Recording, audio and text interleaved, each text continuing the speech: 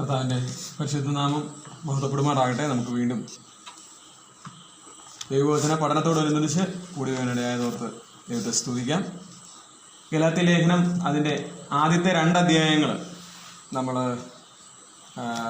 അല്പമായി ചിന്തിക്കാനിടയായി തീർന്നു. ആ 2 അധ്യായത്തിലെ പ്രധാനമായ ഇതിവൃത്തം അല്ലെങ്കിൽ അതിൻ്റെ വിഷയം എന്ന് പറയുന്നത് എന്തായിരുന്നു? അങ്ങനെയൊക്കെ ചോദിച്ചപ്പോൾ 2 അധ്യായത്തിലൂടെ എന്താണ് അപ്പോസ്തലൻ പ്രധാനമായിട്ട് പറയാൻ ഉദ്ദേശിച്ച കാര്യം? കുറേ അധികം പ്രശ്നങ്ങൾ ഉണ്ടായിരുന്നു അവിടെ. അതിലെ ഒരു പ്രധാന പ്രശ്നം അതിന് ഉത്തരം പറയുകയായിരുന്നു. എന്തായിരുന്നു? അപ്പോസ്തലത്വത്തെ കുറിച്ചിട്ടുള്ള അവരുടെ ആക്ഷേപം, അല്ലെങ്കിൽ ഈ യഹൂദ മതം പഠിപ്പിക്കുന്ന ആൾക്കാരെ അവർ പറഞ്ഞ അതനുസരിച്ച് ഇദ്ദേഹം കർത്താവിനെ നേരിട്ട് കണ്ടിട്ടൊന്നുമില്ല, അതുകൊണ്ട് തന്നെ അദ്ദേഹത്തിന്റെ അപ്പോസ്തലത്വവും ഡ്യൂപ്ലിക്കേറ്റ് ആണ്, സന്ദേശവും ഡ്യൂപ്ലിക്കേറ്റ് ആണ്. എന്നാൽ ഇതിന് ശക്തമായിട്ട് മറുപടി പറയുന്നതായിരുന്നു നമ്മൾ ഇതുവരെ ചിന്തിച്ചത്. അങ്ങനെ മറുപടി പറഞ്ഞ് ഈ ലേഖനത്തിന്റെ യഥാർത്ഥ ഇതിവൃത്തം എന്താ? വിശ്വാസത്താലുള്ള നീതീകരണം, അല്ലെങ്കിൽ കൃപയാൽ, വിശ്വാസത്താൽ മാത്രം കൃപയാൽ മാത്രം എന്നുള്ള ആ കാര്യം അപ്പോസ്തലൻ അതിൻ്റെ ഒരു നല്ല വിവരണം ആ 2-ാം അധ്യായത്തിന്റെ അവസാന ഭാഗങ്ങളിൽ നൽകുകയുണ്ടായി. പ്രധാനമായിട്ടും അപ്പോസ്തലത്വത്തെ കുറിച്ചുള്ള ചലഞ്ച്, ആ വെല്ലുവിളിയിൽ താന് പറഞ്ഞ കാര്യം, ഒന്ന്, തൻ്റെ അപ്പോസ്തലത്വം എവിടുന്ന് കിട്ടിയതാണ്? നേരിട്ട് കർത്താവ് നേരിട്ട് നൽകിയതാണ്. മാത്രമല്ല മറ്റ് അപ്പോസ്തലന്മാർ തന്നെ അവർക്ക് തുല്യം പരിഗണിച്ചിരുന്നു. അതോടൊപ്പം തന്നെ തൻ്റെ ഈ അപ്പോസ്തലത്വത്തിൻ്റെയും അല്ലെങ്കിൽ ഈ സന്ദേശത്തിൻ്റെയും ഉറവിടം കർത്താവിൽ നിന്നാണ്. മാത്രമല്ല അതിൻ്റെ ഉള്ളടക്കവും ആരിൽ നിന്നാണ്? കർത്താവിൽ നിന്ന്. ഇതാണ് ആ ഭാഗത്ത് പറഞ്ഞത്. അതിനുശേഷം 3-ാമതായിട്ട് ഒരു പോയിന്റ് പറയുകയാണ്. തൻ്റെ അപ്പോസ്തലത്വം, അതിൻ്റെ ശ്രേഷ്ഠത, അല്ലെ അതിൻ്റെ ആധികാരികത നിസ്തർക്കം, അല്ലെങ്കിൽ ഒരു സംശയത്തിന് ഇട നൽകാതെ പറയുവാൻ തക്കവണ്ണം ഒരു കാര്യം കൂടെ പോയിന്റ് ചെയ്യുക, ചൂണ്ടിക്കാണിക്കുക. എന്താണ്? അതിശ്രേഷ്ഠ അപ്പോസ്തലനായ, അല്ലെങ്കിൽ അപ്പോസ്തലന്മാരിൽ പ്രധാനിയായ പത്രോസിനെ തന്നെ ഒരു പ്രത്യേക സന്ദർഭത്തിൽ തിരുത്തുവാനായിട്ട്, അല്ലേ, ആര് മുതിരേണ്ടി വന്നു? പൗലോസ് മുതിരേണ്ടി വന്നു. അതായത് ആ കാര്യം, അതിന്റെ ഡീറ്റെയിൽസ് ആണ് നമ്മളിപ്പോൾ ചിന്തിച്ചുകൊണ്ടിരുന്നത്. അതുമായി ബന്ധപ്പെട്ട് പത്രോസ് ദൈവത്തിന്റെ കൃപ വൃഥാവാക്കി എന്ന് കൃത്യമായിട്ട് പച്ചയ്ക്ക് പറയുകയാണ്. അങ്ങനെയായിരുന്നു യാഥാർത്ഥ്യം. അതുകൊണ്ട് അതങ്ങനെ തന്നെ പറയണമായിരുന്നു. പരസ്യമായിട്ട് എതിർത്ത് നിന്നു, അഭിമുഖമായി എതിർത്ത് നിന്നു എന്നുള്ള കാര്യം നമ്മൾ ചിന്തിക്കണ്ടേ. അതിനോട് ബന്ധപ്പെട്ട് കഴിഞ്ഞ ആഴ്ചയിൽ ചിലർ വരാത്തതുണ്ടായിരുന്നുകൊണ്ട് ഞാൻ ഒന്ന് പറയുകയാണ്. അതിൻ്റെ ഒരു ചോദ്യം ഇതായിരുന്നു. നമ്മൾ പ്രധാനമായിട്ട് കഴിഞ്ഞ ആഴ്ച പറഞ്ഞു കഴിഞ്ഞാൽ ദൈവത്തിനായി ജീവിക്കണം എന്നുള്ളതാണ് കർത്താവിന് നമ്മളെക്കുറിച്ചുള്ള ഏറ്റവും പ്രധാനപ്പെട്ട ഒരു ആഗ്രഹം. ദൈവത്തിനായിട്ട് ജീവിക്കാൻ എന്നാ ചെയ്യണം? ഒറ്റ വാക്കിൽ ഉത്തരം പറ. ദൈവത്തിനായിട്ട് ജീവിക്കാൻ നമ്മൾ എന്ത് ചെയ്യണം? കുഞ്ഞായ? അതൊക്കെ നമുക്ക് എപ്പോഴും പറയാവുന്ന ഉത്തരവാണ്. നമ്മൾ കഴിഞ്ഞ ആഴ്ച പഠിച്ചതില്ലെന്ന് വേണം പറയാൻ. അല്ലെങ്കിൽ ന്യായപ്രമാണത്തിന് മരിക്കണം. മനസ്സിലായി? ദൈവത്തിനായിട്ട് ജീവിക്കാൻ അങ്ങനെയല്ലേ 19-ാം വാക്യം? ഞാൻ ദൈവത്തിനായി ജീവിക്കേണ്ടതിന് ന്യായപ്രമാണ സംബന്ധമായി മരിച്ചു. അപ്പൊ ന്യായപ്രമാണത്തിന് മരിക്കാതെ, വേറൊരു ഭാഷ പറഞ്ഞാൽ ന്യായപ്രമാണത്തിന് മരിക്കാതെ ദൈവത്തിനായിട്ട് ജീവിക്കാൻ പറ്റത്തില്ല. മനസ്സിലായോ? ഇതാണ് ഇതിനകത്തെ ക്രക്സ് ഓഫ് ദി മെറ്റീരിയൽ, അല്ലെങ്കിൽ അതിന്റെ ആ ഉള്ളടക്കം, കാമ്പ് എന്ന് പറയുന്നത്. അപ്പൊ ഒരു മരണമില്ലാതെ ഒരു ജീവൻ ഇല്ല. മനസ്സിലായോ? അതാണ് ഈ ഭാഗത്തൂടെ ദൈവത്തിന്റെ പരിശുദ്ധാത്മാവ് വെളിപ്പെടുത്തുന്ന ഏറ്റവും വലിയ സത്യം. പിന്നെ ആ മരണം കൊണ്ട് നമ്മൾ അങ്ങനെ അവസാനിച്ചു എന്നല്ല അതിന്റെ അർത്ഥം. ഇവിടുത്തെ മരണം, അതിന്റെ അർത്ഥം ഞാൻ പറയേണ്ടത് ശരിക്കും എന്താണ്? വേർപാട്, സെപ്പറേഷൻ എന്നുള്ളതാണ്. ന്യായപ്രമാണ സംബന്ധമായി മരിച്ചു എന്ന് പറഞ്ഞാൽ അതിന്റെ അർത്ഥം എന്താ? ആ നിലയിൽ നമ്മൾ അതിൽ നിന്ന് ഒഴിവുള്ളവരായി തീർന്നു. കാരണം ക്രിസ്തു ന്യായപ്രമാണം സമ്പൂർണമായിട്ട് അനുസരിച്ച്, അല്ലെങ്കിൽ പൂർത്തീകരിച്ചു, നിവർത്തിച്ചു. അതുകൊണ്ട് തന്നെ കർത്താവിന്റെ മരണം അത് എന്റേതാണെന്ന് നമ്മൾ സമ്മതിക്കുമ്പോൾ, അത് ഏറ്റെടുക്കുമ്പോൾ, ദൈവം എന്ത് ചെയ്യണേ? ദൈവം കർത്താവായ യേശു ക്രിസ്തു ന്യായപ്രമാണം നിവർത്തിച്ചു മരിച്ചു എന്നുള്ളത് അംഗീകരിക്കുമ്പോൾ, ആ മരണത്തോട് നമ്മൾ ഏകീഭവിക്കുമ്പോൾ നമ്മളും അത് അംഗീകരിച്ചായിട്ട്, അല്ലെങ്കിൽ അത് നിവർത്തിച്ചതായിട്ട് ദൈവം എന്ത് ചെയ്യുന്നു? പരിഗണിക്കുന്നു, കണക്കാക്കുന്നു. ഇതാണ് അപ്പോസ്തലൻ പറഞ്ഞത്, ഞാൻ ന്യായപ്രമാണത്തിന് മരിച്ചു, അല്ലെങ്കിൽ ഞാൻ ക്രിസ്തുവിനോടുകൂടി ക്രൂശിക്കപ്പെട്ടിരിക്കുന്നു. ആ കാര്യത്തെക്കുറിച്ച് ഞാൻ പറഞ്ഞു, I have been crucified with Christ, ഞാൻ ക്രിസ്തുവിനോടുകൂടെ ക്രൂശിക്കപ്പെട്ടിരിക്കുന്നു എന്ന് പറഞ്ഞാൽ കഴിഞ്ഞ ആഴ്ചയിൽ അതിനെക്കുറിച്ച് പറഞ്ഞപ്പോൾ ആ ഗ്രാമർ പറയുണ്ടായി. അതായത് അത് കഴിഞ്ഞ കാലത്തിൽ ആരംഭിച്ചിട്ട് അവസാനിച്ചിട്ടില്ല, ക്രൂശിക്കപ്പെട്ടുകൊണ്ടിരിക്കുന്നു. മനസ്സിലായോ? എന്ന് പറഞ്ഞാൽ അതിപ്പോഴും അതിന്റെ ആഫ്റ്റർ എഫക്റ്റ് തുറന്നുകൊണ്ടിരിക്കുകയാണ്. അതാണ് വിശദീകരിക്കുന്നത്. ഇനി ഞാനല്ല ജീവിക്കുന്നത്, പിന്നെ ആരാണ്? ക്രിസ്തു അത്രേ എന്നിൽ ജീവിക്കുന്നത്. 20-ാം വാക്യം, ഞാൻ ജഡത്തിൽ ജീവിക്കുന്നതോ എന്നെ സ്നേഹിച്ച് എനിക്ക് വേണ്ടി തന്നെത്താൻ ഏൽപ്പിച്ച ദൈവപുത്രങ്ങളുള്ള വിശ്വാസത്താൽ അത്രേ ജീവിക്കുന്നത്. ഇനി ഞാനല്ല ജീവിക്കുന്നത്. ഞാൻ സെയിന്റ് അഗസ്റ്റിന്റെ വാക്കുകൾ പറഞ്ഞാണ് കഴിഞ്ഞ ആഴ്ച അവസാനിപ്പിച്ചത്. നിങ്ങൾ ഓർക്കുന്നുണ്ടാവുമെന്ന് ഞാൻ വിശ്വസിക്കുന്നു. തന്നെ പ്രലോഭിപ്പിച്ച ആ സ്ത്രീയോട് അഗസ്റ്റിൻ ഇത് ഞാനാണ് എന്ന് പറഞ്ഞപ്പോൾ അദ്ദേഹം പറയാണ്, ആദ്യമേ ഒഴിഞ്ഞുപോയി, പിന്നെയും പുറകെ നടന്ന് അവർ വിളിച്ചു പറഞ്ഞപ്പോൾ പറയാണ്, എനിക്ക് മനസ്സിലായി ഇത് നീയാണ്, പക്ഷേ ഈ ഞാൻ ആ പഴയ ഞാനല്ല. ഇതാണ് ഞാൻ മരിച്ചു, ഇനി ജീവിക്കുന്നത് ഞാനല്ല, ക്രിസ്തു അത്ര എന്നിൽ ജീവിക്കുന്നത് എന്ന് പറയുന്നു. മനസ്സിലായല്ലോ? അപ്പൊ ഇതാണ് ആ പുതിയ സൃഷ്ടി അല്ലെങ്കിൽ ആ പുതിയ ജീവിതം എന്ന് പറയുന്നത്. ദൈവം ഇതാണ് നമ്മളിൽ നിന്ന് പ്രതീക്ഷിക്കുന്നത്. ദൈവത്തിനായിട്ട് ജീവിക്കുക എന്ന് പറഞ്ഞാൽ ഇതാണ്. അതിനു മുമ്പേ ഈ കാര്യത്തിന് വിഘാതം വരുത്തുന്ന കുറെ വിഷയങ്ങളെ കുറിച്ച് പറഞ്ഞു. പഴയത് പൊളിച്ചത് പിന്നെയും പണിയാനായിട്ട് പാടില്ല. അപ്പോൾ കർത്താവ് നമ്മളെ സഹായിക്കട്ടെ. ഈ കാര്യം ഹൃദയത്തിൽ നമ്മൾ മനസ്സിലാക്കി അല്ലെങ്കിൽ നമ്മളത് ഉൾക്കൊണ്ടാൽ അതിനനുസരിച്ച് നമ്മളത് ജീവിതം ക്രമീകരിക്കേണ്ടതായിട്ടാണ്. അതാണ് ഇതിന്റെ ഇമ്പാക്റ്റ് എന്ന് പറയുന്നത് നമ്മുടെ ജീവിതത്തിൽ ഉണ്ടാകുന്നത്. നമുക്ക് അറിവില്ലായ്മയിൽ നമ്മൾ കുറെ കാര്യങ്ങൾ ചെയ്തു, അത് ഓർത്ത് വിഷമിച്ചുകൊണ്ടിരിക്കുകയല്ലേ വേണ്ടത്. പിന്നെ എന്താണ്? പുതിയ അറിവ്, ദൈവത്തിന്റെ വചനം, അത് നമ്മുടെ ഹൃദയങ്ങളിൽ പരിശുദ്ധാത്മാവ് പ്രകാശിപ്പിച്ചു തരുമ്പോൾ എന്ത് ചെയ്യണം? അതിനോട് ക്രിയാത്മകമായി പ്രതികരിക്കണം. കർത്താവെ, എനിക്ക് മനസ്സിലായി, ഞാൻ സമ്മതിക്കുന്നു, ഞാൻ അത് അനുസരിച്ച് ഇനി മുന്നോട്ട് പോകാനായിട്ട് തയ്യാറാകുന്നു. എന്നിട്ട് ഈ കാര്യം പറഞ്ഞിട്ട് ഞാൻ പൗലോസ് തന്റെ കാര്യം പറയാണ്, ഞാൻ ജീവിക്കുന്നത് ഇപ്പൊ ഞാൻ ആ പഴയ പൗലോസ് അല്ല എന്ന് പറഞ്ഞാൽ ഞാൻ അത് പറഞ്ഞു. പഴയ പൗലോസ് എന്ന് പറഞ്ഞാൽ പഴയ പൗലോസ് അല്ല, പഴയ ശൗൽ എന്ന് പറഞ്ഞാൽ ആരായിരുന്നു നമുക്കറിയാം അല്ലേ? അഹങ്കാരിയായ, അതുപോലെ പിന്നെ എരിവുള്ള, എന്താ എരിവാ? മതത്തിന്റെ ഭ്രാന്തം, അതല്ലാതെ വേറെ കാര്യമായിട്ടുള്ളതല്ല. പിന്നെ ന്യായപ്രമാണം സംബന്ധിച്ച് നല്ല അറിവുണ്ടെന്നുള്ള ആ ഒരു അഹങ്കാരം, പിന്നെ ആ ഒരു എന്താ പറയുന്നത്, ആത്മാഭിമാനം അല്ല, ആത്മപ്രശംസ എന്നൊക്കെ പറയാം. അതായത് അതിന്റെ പരകോടിയിലായിരുന്നു. കാരണം ഒരു തന്റെ പ്രായത്തിലുള്ള ഒരു മനുഷ്യനെ, ഒരു സാധാരണ ഒരാളെ അപേക്ഷിച്ച് വളരെയധികം അറിവ് സമ്പാദിച്ചിരുന്നു. പിന്നീട് അറിവ് നിന്നെ ഭ്രാന്തനാക്കിയെന്ന് മറ്റു പലരും പറയത്തക്ക നിലയിൽ പൗലോസ് അറിവുള്ളവനായിരുന്നു. ഇതൊക്കെ തന്റെ അഭിമാനം വിഷയമായിട്ട് കരുതിയിരുന്നതാണ്. അതുപോലെ പിന്നെ തന്റെ വംശം, കുലം, ഈ കാര്യങ്ങളെല്ലാം, അതുപോലെ തന്റെ പൗരത്വം, ഇതൊക്കെ തനിക്ക് അഭിമാനിക്കാവുന്ന കാര്യങ്ങളായിരുന്നു. എന്നാൽ അതിനെല്ലാം ഉൾക്കൊള്ളിച്ചുകൊണ്ട് പറയുന്നത് ഇതെല്ലാം ഞാൻ എന്ത് ചെയ്തു? മരിച്ചതായിട്ട് കണക്കാക്കുന്നു. ഇനി ഇപ്പോൾ ഉള്ളത് ആ പഴയ ശൗലല്ല, പുതിയ പൗലോസാണ്. ആ പൗലോസ് പറയുന്നത് കൊരിന്ത്യർ ലേഖനത്തിലേക്ക് വരുമ്പോൾ നമുക്ക് കാണാനായിട്ട് സാധിക്കും, എനിക്ക് ജഡത്തിൽ ശൂലമുണ്ട്, പിന്നെന്താണ്? ഞാനാകുന്നത് കൃപയാലാകുന്നു. കർത്താവിനോട് ഈ ശൂലം മാറ്റി തരണമെന്ന് അപേക്ഷിച്ചു പുറത്തെ. പക്ഷേ മറുപടി എന്താ ഉണ്ടായത്? എൻ്റെ കൃപ നിനക്ക് മതി. ആ ബലഹീനതയിൽ തികഞ്ഞു വരുന്ന ശക്തിയായിട്ട് അത് പരിണമിക്കുകയാണ്. എന്ന് പറഞ്ഞാൽ എനിക്ക് ബലഹീനതയുണ്ട്. അപ്പോ ഈ നിലയിൽ തന്നെ മാറ്റുവാനായിട്ട് ഈ സന്ദേശത്തിനും ഈ കാര്യങ്ങൾക്കും ഇടയായി തീർന്നു. ഇത് തന്നെയാണ് ഗലാത്യരോടും പറയുന്നത്. ഇങ്ങനെ മാറ്റാൻ കഴിയുന്നില്ലെങ്കിൽ, അല്ലെങ്കിൽ ഇങ്ങനത്തെ ഒരു ജീവിതം, അല്ലെ ഈ നിലയിലുള്ള ഒരു ക്രമീകരണം നമ്മുടെ ജീവിതത്തിൽ സംഭവിക്കുന്നില്ലെങ്കിൽ ദൈവം കൃപ കാണിച്ചത് വെറുതെ ആയിപ്പോയി. അതാണ് ലാസ്റ്റ് 21-ാമത്തെ വാക്യം പറയുന്നത്, ഞാൻ ദൈവത്തിന്റെ കൃപ വൃഥാവാക്കുന്നില്ല. പൗലോസ് തന്നെ കുറിച്ച് അങ്ങനെ പറയുമ്പോൾ അതിനകത്തൊരു ഹിന്റ് ഉണ്ട്. വേറെ ആരൊക്കെയോ എന്ത് ചെയ്യുന്നുണ്ട്? വൃഥാവാക്കുന്നുണ്ട്. അതാരായിരിക്കും? ഇവിടുത്തെ കോണ്ടെക്സ്റ്റിൽ പത്രോസ്. മനസ്സിലായോ? അതായത് താൻ ഈ പ്രവർത്തികൾ ചെയ്തതിലൂടെ, അതായത് അവരോടൊപ്പം ഭക്ഷണം കഴിക്കാതെ മാറിയിരുന്നതിലൂടെ, അതാണല്ലോ നമ്മൾ ആ പോയിന്റ് ചെയ്ത കാര്യം, അതിലൂടെ പ്രൂവ് ചെയ്ത് തെളിയിച്ചത് എന്താണ്? യേശുക്രിസ്തുവിന്റെ ആ രക്ഷാകരമായ പ്രവർത്തി കൊണ്ട്, അല്ലെ അതിൽ വിശ്വസിക്കുന്നത് കൊണ്ട് മാത്രം എന്ത് ചെയ്യത്തില്ല? നമ്മൾ രക്ഷിക്കപ്പെടുന്നു, അല്ലെ രക്ഷ പൂർണ്ണമാകുന്നില്ല.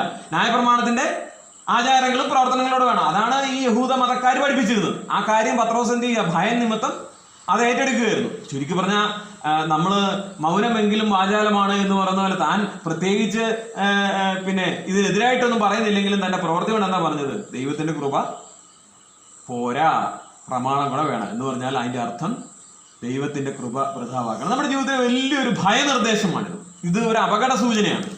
നമ്മൾ പലപ്പോഴും ഇങ്ങനെ വളരെ എന്താ പറയാ പരിചയിച്ചു വരുന്ന അല്ലെ ചെയ്തു വരുന്ന പല കാര്യങ്ങളും അല്ലെ പല ആശയങ്ങളും ഒക്കെ ആയിട്ട് മുമ്പോട്ട് പോകുമ്പം നമുക്ക് സംഭവിക്കാൻ സാധ്യതയുള്ള ഒരു വലിയ അപകടം ഇതാണ്. നമ്മൾ അതോടൊപ്പം തന്നെ ദൈവത്തിന്റെ കൃപ വൃതമാക്കണം. ദൈവത്തിന്റെ കൃപ എന്ന് പറയുന്ന വാക്കിനകത്ത് തന്നെ ഉണ്ട്. കൃപ എന്ന അതിന്റെ അർത്ഥം തന്നെ എന്താണ്? തികച്ചും സൗജന്യമായിട്ട് സ്വയം അധ്വാനത്തിൽ അത് നേടാൻ ശ്രമിച്ചാൽ അത് കൃപയല്ല.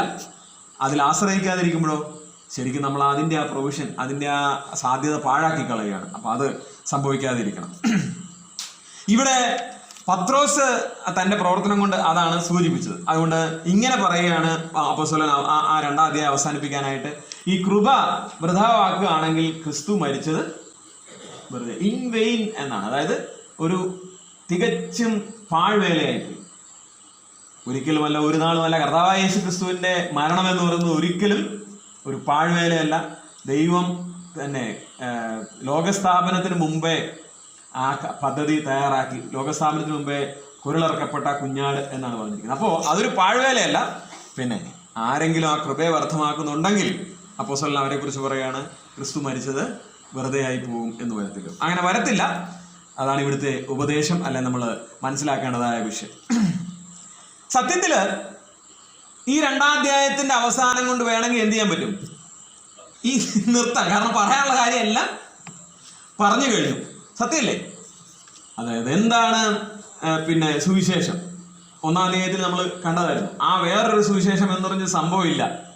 അതിലേക്ക് മറിയരുത്, അത് അപകടമാണ്. അതിനെ ശാസിച്ച് അല്ലെങ്കിൽ ഏറ്റവും തർജ്ജനം ചെയ്ത് വളരെ ശക്തമായിട്ട് അപലപിച്ച് വാക്കുകൾ പറഞ്ഞു. ഈ 22-ാം അധ്യായത്തിന്റെ 21 വാക്യമുള്ളത്. അതിൽ 20-ാമത്തെ വാക്യം വരെ തന്റെ ഭാഷ എങ്ങനെയാണ്? ഭയങ്കര ചാട്ട എടുത്ത് അടിക്കുന്ന പോലെ, അല്ലെ അത്രയ്ക്ക് അഗ്രസീവായിട്ടാണ് അപ്പോസ്തലൻ സംസാരിക്കുന്നത്. അതിനുശേഷം 21-ാമത്തെ വാക്യത്തിലേക്ക് വരുമ്പോൾ ഒന്ന് ശാന്തമായിട്ട് ഈ വിഷയം അവിടെ അവസാനിപ്പിക്കാവുന്ന നിലയിലാണ്. പക്ഷേ ഒരു ഒരു ഒരു ഒരു യഹൂദ റബ്ബി അല്ലെങ്കിൽ ആ ഒരു പാരമ്പര്യമുള്ള ഒരു വ്യക്തി ഒരിക്കലും അത് അങ്ങനെ അവസാനിപ്പിക്കാൻ ആഗ്രഹിച്ചിട്ടല്ല. അടുത്ത പിന്നെ എന്താ പറയുക പരിപാടി ആരംഭിക്കുകയാണ്. നമ്മൾ ഗലാത്യ ലേഖനത്തെ അതിന്റെ ക്ലാസിഫിക്കേഷൻ, അതിന്റെ ആ വിശകലനം, എങ്ങനെ അതിനെ വിഭജിച്ച് പഠിക്കാമെന്നുള്ളത് പറഞ്ഞായിരുന്നു അല്ലേ?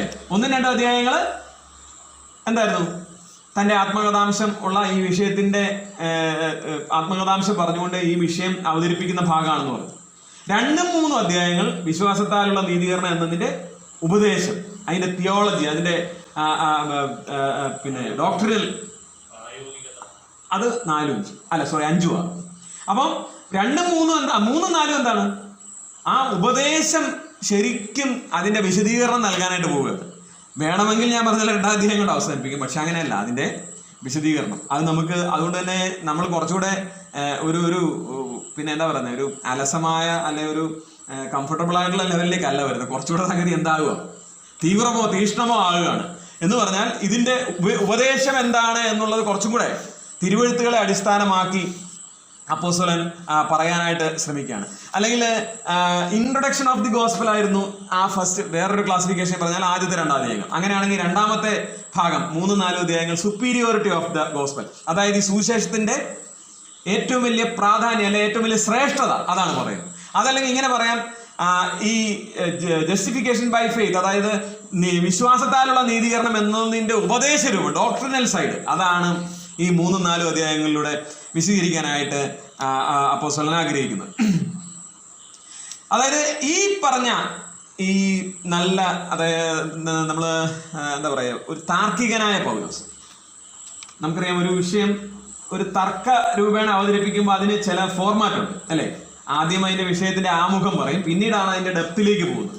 അപ്പോൾ ഒരു താർക്കി, പൗലോസ് എന്ന് പറഞ്ഞ വ്യക്തി ഒരു ശരിക്കും ഒരു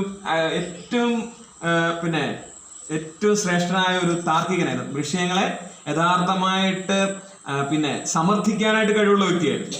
അത് പല സന്ദർഭങ്ങൾ അപ്പോസ്തല പ്രവൃത്തികളുടെ പുസ്തകങ്ങളൊക്കെ വായിക്കുമ്പോൾ നമുക്ക് വളരെ വ്യക്തമായിട്ട് മനസ്സിലാവും. ഓരോ സ്ഥലത്ത് നിന്ന് പിന്നെ ആ സാഹചര്യം അപ്പോഴത്തേത് മനസ്സിലാക്കി പോലും താൻ പല വിഷയങ്ങളും സംസാരിക്കുന്നത് നമുക്ക് കാണാനായിട്ട് സാധിക്കും. അപ്പോൾ ഈ നിലയിൽ തൻ്റെ അറിവും പിന്നെ ആ കാര്യങ്ങളും ദൈവത്തിന്റെ സുവിശേഷ വ്യാപനത്തിന് വേണ്ടി ഉപയോഗിച്ച പൗലോസ് ഇവിടെ ഈ വിഷയം, ഏറ്റവും ഗുരുതരമായ വിഷയം അവതരിപ്പിക്കാനായിട്ടും ദൈവം തന്റെ പരിശുദ്ധാത്മാവ് തന്റെ ഈ കഴിവ് പ്രയോജനപ്പെടുത്തുന്നതായിട്ട് നമുക്ക് കാണാനായിട്ട് സാധിക്കും. അപ്പോൾ അതിന്റെ ഉപദേശം, അതിന്റെ തിയോളജി, അതിന്റെ ദൈവശാസ്ത്രം ഇവിടെ വിശദീകരിക്കുകയാണ്. അപ്പൊ രണ്ടാമത്തെ ഭാഗമായ ഈ 3-4 അധ്യായങ്ങളിൽ രണ്ടധ്യായം, അതായത് മൂന്നാം അധ്യായം ഈ വിശ്വാസത്താലുള്ള നീതീകരണം എന്നതിന്റെ ന്യായീകരണങ്ങളാണ്. അതിനെ ഡിഫെൻഡ് ചെയ്യുന്ന, അതിനെ ന്യായീകരിക്കുന്ന ന്യായവാദങ്ങൾ എന്ന് പറഞ്ഞാൽ ഈ തന്നെ എതിർക്കുന്ന യഹൂദ മത വേണമെന്ന് പഠിപ്പിക്കുന്ന അവരുടെ വാദങ്ങളെ ഡിഫെൻഡ് ചെയ്തുകൊണ്ട് ഈ ഉപദേശത്തെ ന്യായീകരിക്കുന്ന കാര്യങ്ങളാണ് മൂന്നാം അധ്യായം. 4-ാം അധ്യായം എന്ന് പറയുന്നത് അതിന്റെ വിശദീകരണവുമാണ്. അപ്പൊ നമുക്ക് 4-ലേക്കും ഒക്കെ വരുന്നതിന് മുമ്പേ ആദ്യമേ ഈ 3-ാം അധ്യായത്തിന്റെ ജസ്റ്റ് ഒരു ക്ലാസിഫിക്കേഷൻ ഞാൻ പറയാം. അതായത് 7 കാര്യങ്ങൾ അവതരിപ്പിച്ചുകൊണ്ടാണ് പൗലോസ് ഈ 3-ാം അധ്യായത്തിൽ വിശ്വാസത്താലുള്ള നീതീകരണം എന്ന വിഷയം താൻ ന്യായീകരിച്ച് അതിനെ സ്ഥാപിക്കാനായിട്ട്, അല്ലെ അതിനെ ഏറ്റവും സമർത്ഥിക്കാനായിട്ട് ശ്രമിക്കുന്നത്. ആ 7 കാര്യങ്ങൾ വേണമെങ്കിൽ നിങ്ങൾക്ക് ആരെങ്കിലും എഴുതിയെടുക്കുന്നുണ്ടെങ്കിൽ എഴുതാം. ഒന്നാമത്തെ വിഷയം എന്ന് പറയുന്നത് ഗലാത്യരുടെ സ്വന്തം അനുഭവം. 3-ാം അധ്യായത്തിന് 1 മുതൽ 5 വരെയുള്ള വാക്യങ്ങളിൽ അതാണ് പറയുന്നത്.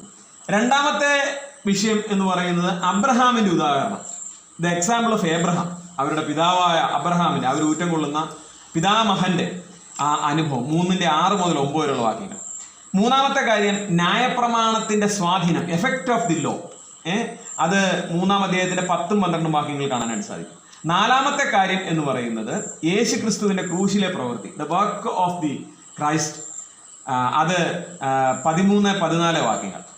ഇനി 5-ാമത്തെ കാര്യം എന്ന് പറയുന്നത് വിശ്വാസം എന്ന ദൈവവ്യവസ്ഥയുടെ മാറ്റമില്ലായ്മ. അത് ഏത് കാലത്തിലും അങ്ങനെയായിരുന്നു. ആ വിഷയം പറഞ്ഞുകൊണ്ട് ഇതിനെ സമർത്ഥിക്കുകയാണ്. അതായത് പെർമനൻസ് ഓഫ് ഫെയ്ത്ത് എന്ന് പറയും. എന്ന് പറഞ്ഞാൽ അതൊരു ശാശ്വതമായ അവസ്ഥയിലാണ്. എല്ലാ കാലത്തും അതായിരുന്നു ആപ്ലിക്കബിൾ. കഴിഞ്ഞ ആഴ്ച അതിനെക്കുറിച്ച് ഒരു സൂചന നമ്മൾ പറഞ്ഞതാണ്. 3-ാം അധ്യായത്തിന്റെ 15 മുതൽ 18 വരെയുള്ള വാക്യങ്ങളിൽ ആ കാര്യം നമുക്ക് കാണാനായിട്ട് സാധിക്കും. 6-ാമത്തെ കാര്യം എന്ന് പറയുന്നത് ന്യായപ്രമാണത്തിന്റെ ഉദ്ദേശം. മുമ്പേ പറഞ്ഞത് ന്യായപ്രമാണത്തിന്റെ സ്വാധീനമായിരുന്നെങ്കിൽ ന്യായപ്രമാണം നൽകിയതിന്റെ ഉദ്ദേശം, പർപ്പസ് ഓഫ് ദി ലോ, അത് 19 മുതൽ 25 വരെയുള്ള വാക്യങ്ങളിൽ കാണാനായിട്ട് സാധിക്കും. 7-ാമത്തെ കാര്യം വിശ്വാസികളുടെ അല്ലെ ദൈവമക്കളുടെ ഇപ്പോഴത്തെ അവസ്ഥ, അവരുടെ സ്ഥാനം, ബിലീവേഴ്സ് പ്രസന്റ് പൊസിഷൻ. ഈ കാര്യമാണ് 26 മുതൽ 29 വരെയുള്ള വാക്യങ്ങളിൽ നമുക്ക് കാണാനായിട്ട് സാധിക്കും. ഈ 7 കാര്യങ്ങൾ ഉദ്ധരിച്ചുകൊണ്ട് ഒന്നുകൂടെ പറയാം. ഞാൻ ഓരോന്നും വിശദീകരിക്കുന്നുണ്ട്. ഞാൻ ജസ്റ്റ് ഇത് ഒരു അറിവിലേക്ക് പറഞ്ഞു എന്നുള്ളതുള്ളൂ. ഗലാത്യരുടെ സ്വന്തം അനുഭവം, അവരുടെ സ്വന്തം അനുഭവം, അബ്രഹാമിന്റെ ഉദാഹരണം, ന്യായപ്രമാണത്തിന്റെ സ്വാധീനം, യേശു ക്രിസ്തുവിന്റെ ക്രൂശിലെ പ്രവൃത്തി, വിശ്വാസത്തിന്റെ മാറ്റമില്ലായ്മ അല്ലെങ്കിൽ ആ ശാശ്വതത്വം എന്നൊക്കെ പറയാം. 6-ാമത്തത് ന്യായപ്രമാണത്തിന്റെ പർപ്പസ്, അത് കൊടുത്തതിന്റെ ഉദ്ദേശം. 7-ാമത് വിശ്വാസികളുടെ ഇപ്പോഴത്തെ സ്ഥാനം. ഈ 7 കാര്യങ്ങൾ ചൂണ്ടിക്കാണിച്ചുകൊണ്ട് എന്താ സ്ഥിരീകരിക്കുന്നത്? വിശ്വാസത്താലുള്ള നീതീകരണം എന്ന ഉപദേശം അപ്പോസ്തലൻ ദൈവത്തിന്റെ പരിശുദ്ധാത്മാവിന്റെ സഹായത്താൽ സ്ഥിരീകരിക്കുകയാണ്. 1-ാമത്തെ ഭാഗം അത് നമുക്ക് ജസ്റ്റ് ഒന്ന് വായിക്കാം. 3-ാം അധ്യായത്തിന്റെ 1 മുതൽ 5 വരെയുള്ള വാക്യങ്ങൾ. യേശുക്രിസ്തു ക്രൂശിക്കപ്പെട്ടവനായ നിങ്ങളുടെ കണ്ണിന് മുമ്പിൽ വരച്ചു കിട്ടിയിരിക്കെ നിങ്ങളെ ക്ഷുദ്രം ചെയ്ത് മയക്കത. ഞാൻ ഇതൊന്നു മാത്രം നിങ്ങളോട് ഗ്രഹിപ്പാൻ ഇച്ഛിക്കുന്നു. നിങ്ങൾക്ക് ആത്മാവ് ലഭിച്ചത് ന്യായപ്രമാണത്തിന്റെ പ്രവൃത്തിയാലോ വിശ്വാസത്തിന്റെ പ്രസംഗം കേട്ടതിനാലോ? നിങ്ങൾ ഇത്ര ബുദ്ധി കെട്ടവരോ? ആത്മാവ് കൊണ്ട് ആരംഭിച്ചിട്ട് ഇപ്പോൾ ജഡം കൊണ്ടോ സമാപിക്കുന്നത്? ഇത്രയെല്ലാം വെറുതെ അനുഭവിച്ചുവോ? വെറുതെ അത്ര എന്ന് വരികയും. എന്നാൽ നിങ്ങൾക്ക് ആത്മാവിനെ നൽകി നിങ്ങളുടെ ഇടയിൽ വീര്യപ്രവർത്തികളെ ചെയ്യുന്നവൻ ന്യായപ്രമാണത്തിന്റെ പ്രവൃത്തിയാലോ വിശ്വാസത്തിന്റെ പ്രസംഗത്താലോ അങ്ങനെ ചെയ്യുന്നത് മതി. ഞാൻ പറഞ്ഞ പോലെ ആ 2-ാം അധ്യായം ഒന്ന് ശാന്തമായിട്ട് അവസാനിപ്പിച്ചിട്ട് 3-ാം അധ്യായം പിന്നെയും അതിന്റെ ഇരട്ടി അഗ്രഷനിൽ, ആ തീഷ്ണതയിൽ വീണ്ടും ചോദിക്കുകയാണ്. ബുദ്ധിയില്ലാത്ത ഗലാത്യരെ, യേശുക്രിസ്തു ക്രൂശിക്കപ്പെട്ടവനായ നിങ്ങളുടെ കണ്ണിന് മുന്നിൽ വരച്ചു കിട്ടിയിരിക്കെ നിങ്ങളെ ക്ഷുദ്രം ചെയ്ത് മയക്കിയത് ഈ പൗലോസിന്റെ ടോൺ എന്ന് പറയുന്നത് ഭയങ്കര സിവിയർ ആണ്. അതുപോലെ ഒരു റെമോൺസ്ട്രേഷൻ എന്ന് പറയുന്നത്, അതായത് പ്രതിഷേധത്തിന്റെ ഒക്കെ ഒരു സ്വരമാണ്. സമരം ചെയ്യുന്നത് പോലെ അല്ലെ ആ മുദ്രാവാക്യം മുഴക്കുന്ന പോലെയാണ് വരുന്നത്. 1-ാം അധ്യായത്തിന്റെ 6-ാം വാക്യം പിന്നെ അദ്ദേഹത്തിന്റെ മനസ്സിലേക്ക് വന്നതാണ്. എന്തായിരുന്നത്? ഇത്ര വേഗം വേറൊരു സുവിശേഷത്തിലേക്ക് നിങ്ങൾ മയങ്ങി അല്ലെങ്കിൽ മാറിപ്പോയത് എങ്ങനെ? അതല്ലേ, ക്രിസ്തുവിന്റെ കൃപയാൽ നിങ്ങളെ വിളിച്ചവനെ വിട്ട് നിങ്ങൾ ഇത്ര വേഗത്തിൽ വേറൊരു സുവിശേഷത്തിലേക്ക് മറിയുന്നത് കൊണ്ട് ഞാൻ ആശ്ചര്യപ്പെടുന്നു. ആ കാര്യം ഇങ്ങനെ മനസ്സിൽ കിടന്ന് തിളയ്ക്കുവോ, അടക്കാൻ പറ്റുന്നില്ല ആ പ്രതിഷേധം. അതുകൊണ്ട് പറയാണ് ബുദ്ധിയില്ലാത്ത ഗലാത്യരെ. നമുക്കറിയാം ഇവര് പിടിച്ച ഉപദേശം എന്ന് പറയുന്നത് എന്താണ്? The death of the Christ is unnecessary. ആ 21-ാം വാക്യത്തിൽ, 2-ാം അധ്യായത്തിൽ 21-ാം വാക്യത്തിൽ പറഞ്ഞ് അവസാനിപ്പിച്ച പോലെ ക്രിസ്തു മരിച്ചത് വെറുതെയാ, ഇൻവെയിൻ, ഒരാവശ്യമില്ലാതെ എന്ന് സമർത്ഥിക്കുന്ന തലത്തിലുള്ള ഉപദേശമാണ് ഇപ്പോൾ ഇവർ പിടിച്ചേക്കുന്നത്. അതിന്റെ ആ യുക്തിയില്ലായ്മ, അതിന്റെ ആ പിന്നെ എന്താ പറയാ, അതിന്റെ അത് അപ്പോസ്തലന് സഹിക്കാനേ വരുന്നില്ല. അതാ ഈ ഇത്ര കഠിനമായ ഭാഷ ഉപയോഗിക്കുന്നത്. ആ ബുദ്ധിയില്ലാത്ത നമ്മള് സാധാരണ ഇത്രയ്ക്ക് ബുദ്ധിയില്ലെന്ന് ചോദിക്കുന്നതിന് അതുപോലത്തെ ഒരു വിഡ്ഢിത്തരം ആരെങ്കിലും പറയുവോ അല്ലെങ്കിൽ ചെയ്യുവോ ചെയ്യുന്നത് കാണുമ്പോഴാണ്. ഇവിടെ അതേ മാനസികാവസ്ഥയാണ് അപ്പോസ്തലന്. കർത്താവ് ഇങ്ങനെ വിളിച്ചിട്ടുണ്ടോ? ഓർക്കുന്നുണ്ടോ? ആ, അത് കറക്റ്റായിട്ട് ഓർത്തല്ലേ. ആ, കർത്താവ് ശിഷ്യന്മാരെയാണ് വിളിച്ചത് അല്ലേ? അതിൽ ഒരാളുടെ പേര് നമുക്കറിയാം. ആരാണ്? ക്ലെയോപ്പാവ്. എംബോസിലേക്ക് പോയ ശിഷ്യന്മാര്. നമുക്ക് ആ ഭാഗം വേണേ ഒന്ന് വായിക്കാം എടുത്ത്. ലൂക്കോസിന്റെ സുവിശേഷം 24:25.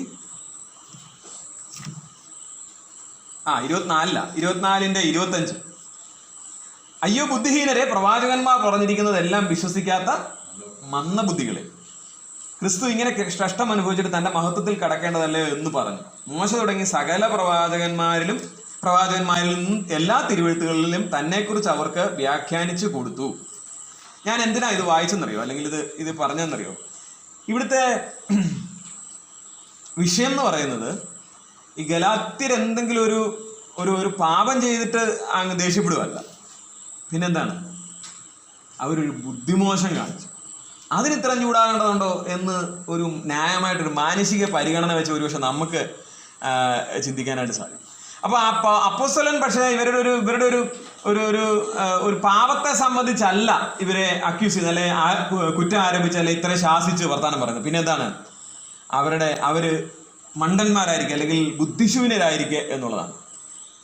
ഇത് വളരെ വലിയൊരു സന്ദേശം നമുക്ക് നൽകുന്നുണ്ട്. നമ്മൾ പലപ്പോഴും ഇതിനെ വളരെ ലൈറ്റായിട്ട് എടുക്കാൻ സാധ്യതയുണ്ട്. ഞാൻ പറഞ്ഞ മനസ്സിലായോ?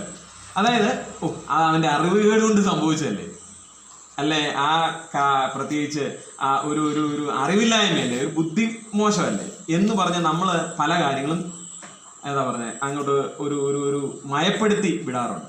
പക്ഷെ ഒരു കാര്യം ഞാനിവിടെ ശക്തമായിട്ട് പറയാൻ ആഗ്രഹിക്കുന്നത്, ഉപദേശം സംബന്ധിച്ച വിഷയത്തില് അറിവുകേട് എന്ന് പറഞ്ഞൊരു എക്സ്ക്യൂസ് ഇല്ല. പറഞ്ഞു മനസ്സിലായോ? ഉപദേശ വിഷയത്തിൽ അറിവുകേടെന്ന് പറഞ്ഞൊരു അല്ലെ പ്രത്യേകിച്ച് അങ്ങനത്തെ ഒരു എക്സ്ക്യൂസ് പറയാൻ നമുക്ക് വകുപ്പില്ല. കാരണം അതിനാണ് ഞാൻ ഇവിടെ എടുത്ത് വായിച്ച് കേൾപ്പിച്ചത് ലൂക്കോസിന്റെ സുവിശേഷത്തിൽ നിന്ന്. കർത്താവ് വിളിച്ചു ശ്രദ്ധിച്ചില്ലായിരുന്നു അത്? എന്താ പറഞ്ഞേ? അയ്യോ ബുദ്ധിഹീനരെ, പ്രവാചകന്മാർ പറഞ്ഞിരിക്കുന്നതെല്ലാം വിശ്വസിക്കാത്ത മന്ദബുദ്ധികൾ. എന്താ അതിന്റെ അർത്ഥം? പ്രവാചകന്മാർ പറഞ്ഞിരിക്കുന്നതൊക്കെ വിശ്വസിക്കണം. എന്താ പ്രവാചകന്മാർ പറഞ്ഞിരിക്കുന്നത്? തിരുവെഴുത്തുകളാണ് അല്ലേ? നമുക്കറിയാം പഴയ നിയമമാണ്, അത് അവരുടെ കയ്യിലുള്ളതാണ്, അവർ വായിച്ചിരിക്കേണ്ടതാണ്, അറിഞ്ഞിരിക്കേണ്ടതാണ്. ഇന്നത്തെ നമ്മുടെ ആ സ്ട്രിക്റ്റിലൊന്ന് ചിന്തിച്ചു നോക്കി. ദൈവത്തിന്റെ വചനം നമ്മുടെ കയ്യിൽ വിശുദ്ധ വേദപുസ്തകം രേഖയാക്കി നമ്മുടെ ഭാഷയിൽ കിട്ടിയിരിക്കുക. എന്നിട്ട് എനിക്കൊരു ബുദ്ധിമോശം പറ്റിയതാണെന്ന് പറയാൻ പാടില്ല. പോയിന്റ് മനസ്സിലായോ? ഇവിടെ എനിക്കൊരു ചെറിയ അബദ്ധം പറ്റിയതാണ്, നമ്മൾ എന്തെങ്കിലും ഒരു ഉപദേശവിരുദ്ധമായ കാര്യം നമ്മുടെ ജീവിതത്തിൽ സംഭവിച്ചിട്ട് ചെറിയൊരു അബദ്ധമാണ്, ഒരു കയ്യബദ്ധമാണ് എന്ന് പറയാൻ പാടില്ല. അങ്ങനെയാണ് ഈ പേര് കിട്ടും. ബുദ്ധിഹീനരെ, മന്ദബുദ്ധികളെ എന്നൊക്കെ ഉള്ള പേര് വരും. അത് ഓർത്തോണം. കർത്താവ് പിന്നെ ലവോദിക്യ സഭയോട് പറയുന്നത്, ഞാൻ നിങ്ങൾക്ക് ബുദ്ധി ഉപദേശിക്കുന്നു, ബുദ്ധി പറയുന്നു എന്നാണ്. അതായത് താൻ പിന്നെ ഞാൻ സമ്പന്നൻ, ഒന്നിനും കുറവില്ലാത്തവൻ എന്ന് പറഞ്ഞ് അഹങ്കരിക്കുന്ന അവരോട് പറയണത്, നിങ്ങൾ അരിഷ്ടനും കുരുടനും നഗ്നനും ദരിദ്രനും ഒക്കെയാണ്. അതുകൊണ്ട് എന്നോട് ചിലത് വിലയ്ക്ക് വാങ്ങണം. പൊന്നും പിന്നെന്താണ്, കണ്ണിലെഴുതാൻ ലേപവും വിലയ്ക്ക് വാങ്ങണം എന്ന് ഞാൻ ബുദ്ധി പറയുന്നു. ഇതാണ് ആ പ്രയോഗം. അപ്പോ നമ്മൾ ഈ ബുദ്ധിഹീനത കാണിക്കരുത്, ബുദ്ധിപരമായിട്ട് നീങ്ങണം. ഇത് വളരെ ഇമ്പോർട്ടൻ്റ് ആയിട്ടുള്ള കാര്യമാണ്. ഇല്ലെങ്കിൽ ഈ പേര് നമ്മൾ വരുന്നതിനെ കുറിച്ച് ആലോചിക്കണം. കർത്താവ് ബുദ്ധിഹീനരെ, മന്ദബുദ്ധികളെയൊക്കെ ഒന്ന് വിളിച്ചാൽ അതിൻ്റെ ആ തീവ്രത എത്രയാണെന്ന് ഓർത്തു നോക്കാനായിട്ട് ഇടയാകട്ടെ.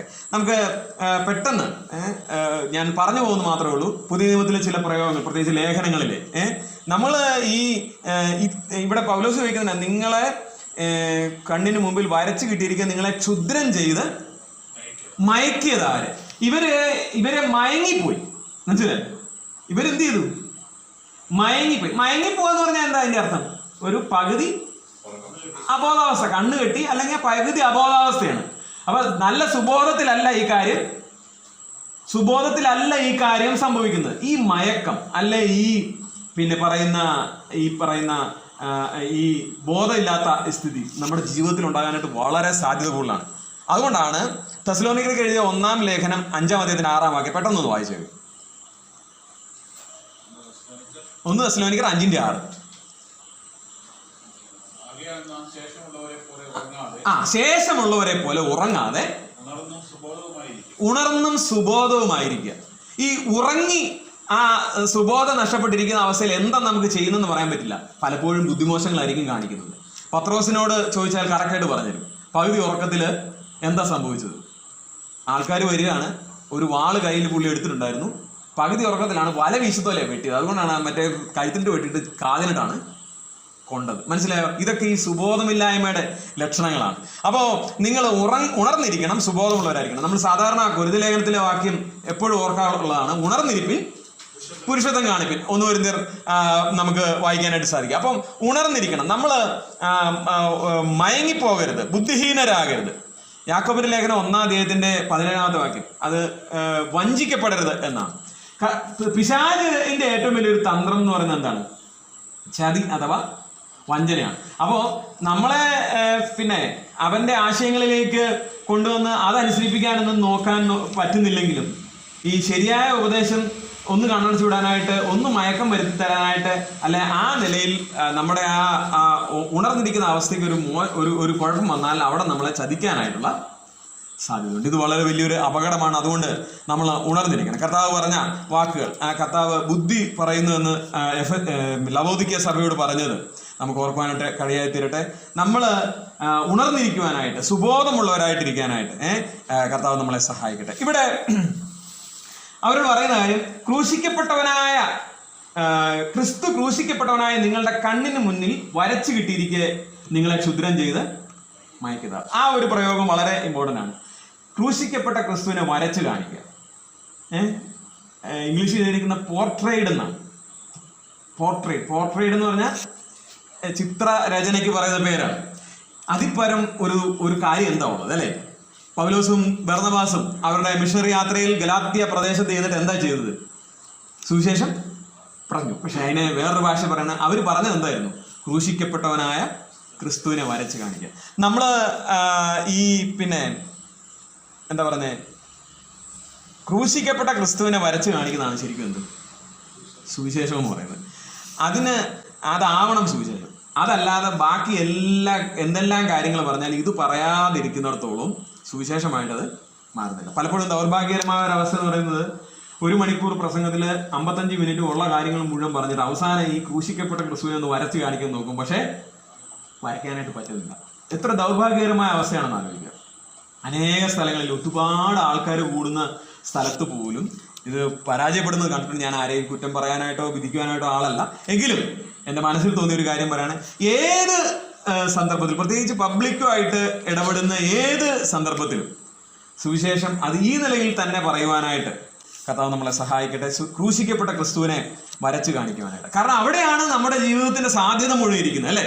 ബാക്കി എന്തെല്ലാം കാര്യങ്ങൾ പറഞ്ഞാലും ഈ ലോകത്തിന്റെ മുന്നിൽ ഏറ്റവും അപമാനവും ഇഷ്ടമില്ലാത്ത കാര്യം എന്താണ്? ഈ ക്രൂശിക്കപ്പെട്ട ക്രിസ്തുവാണ്.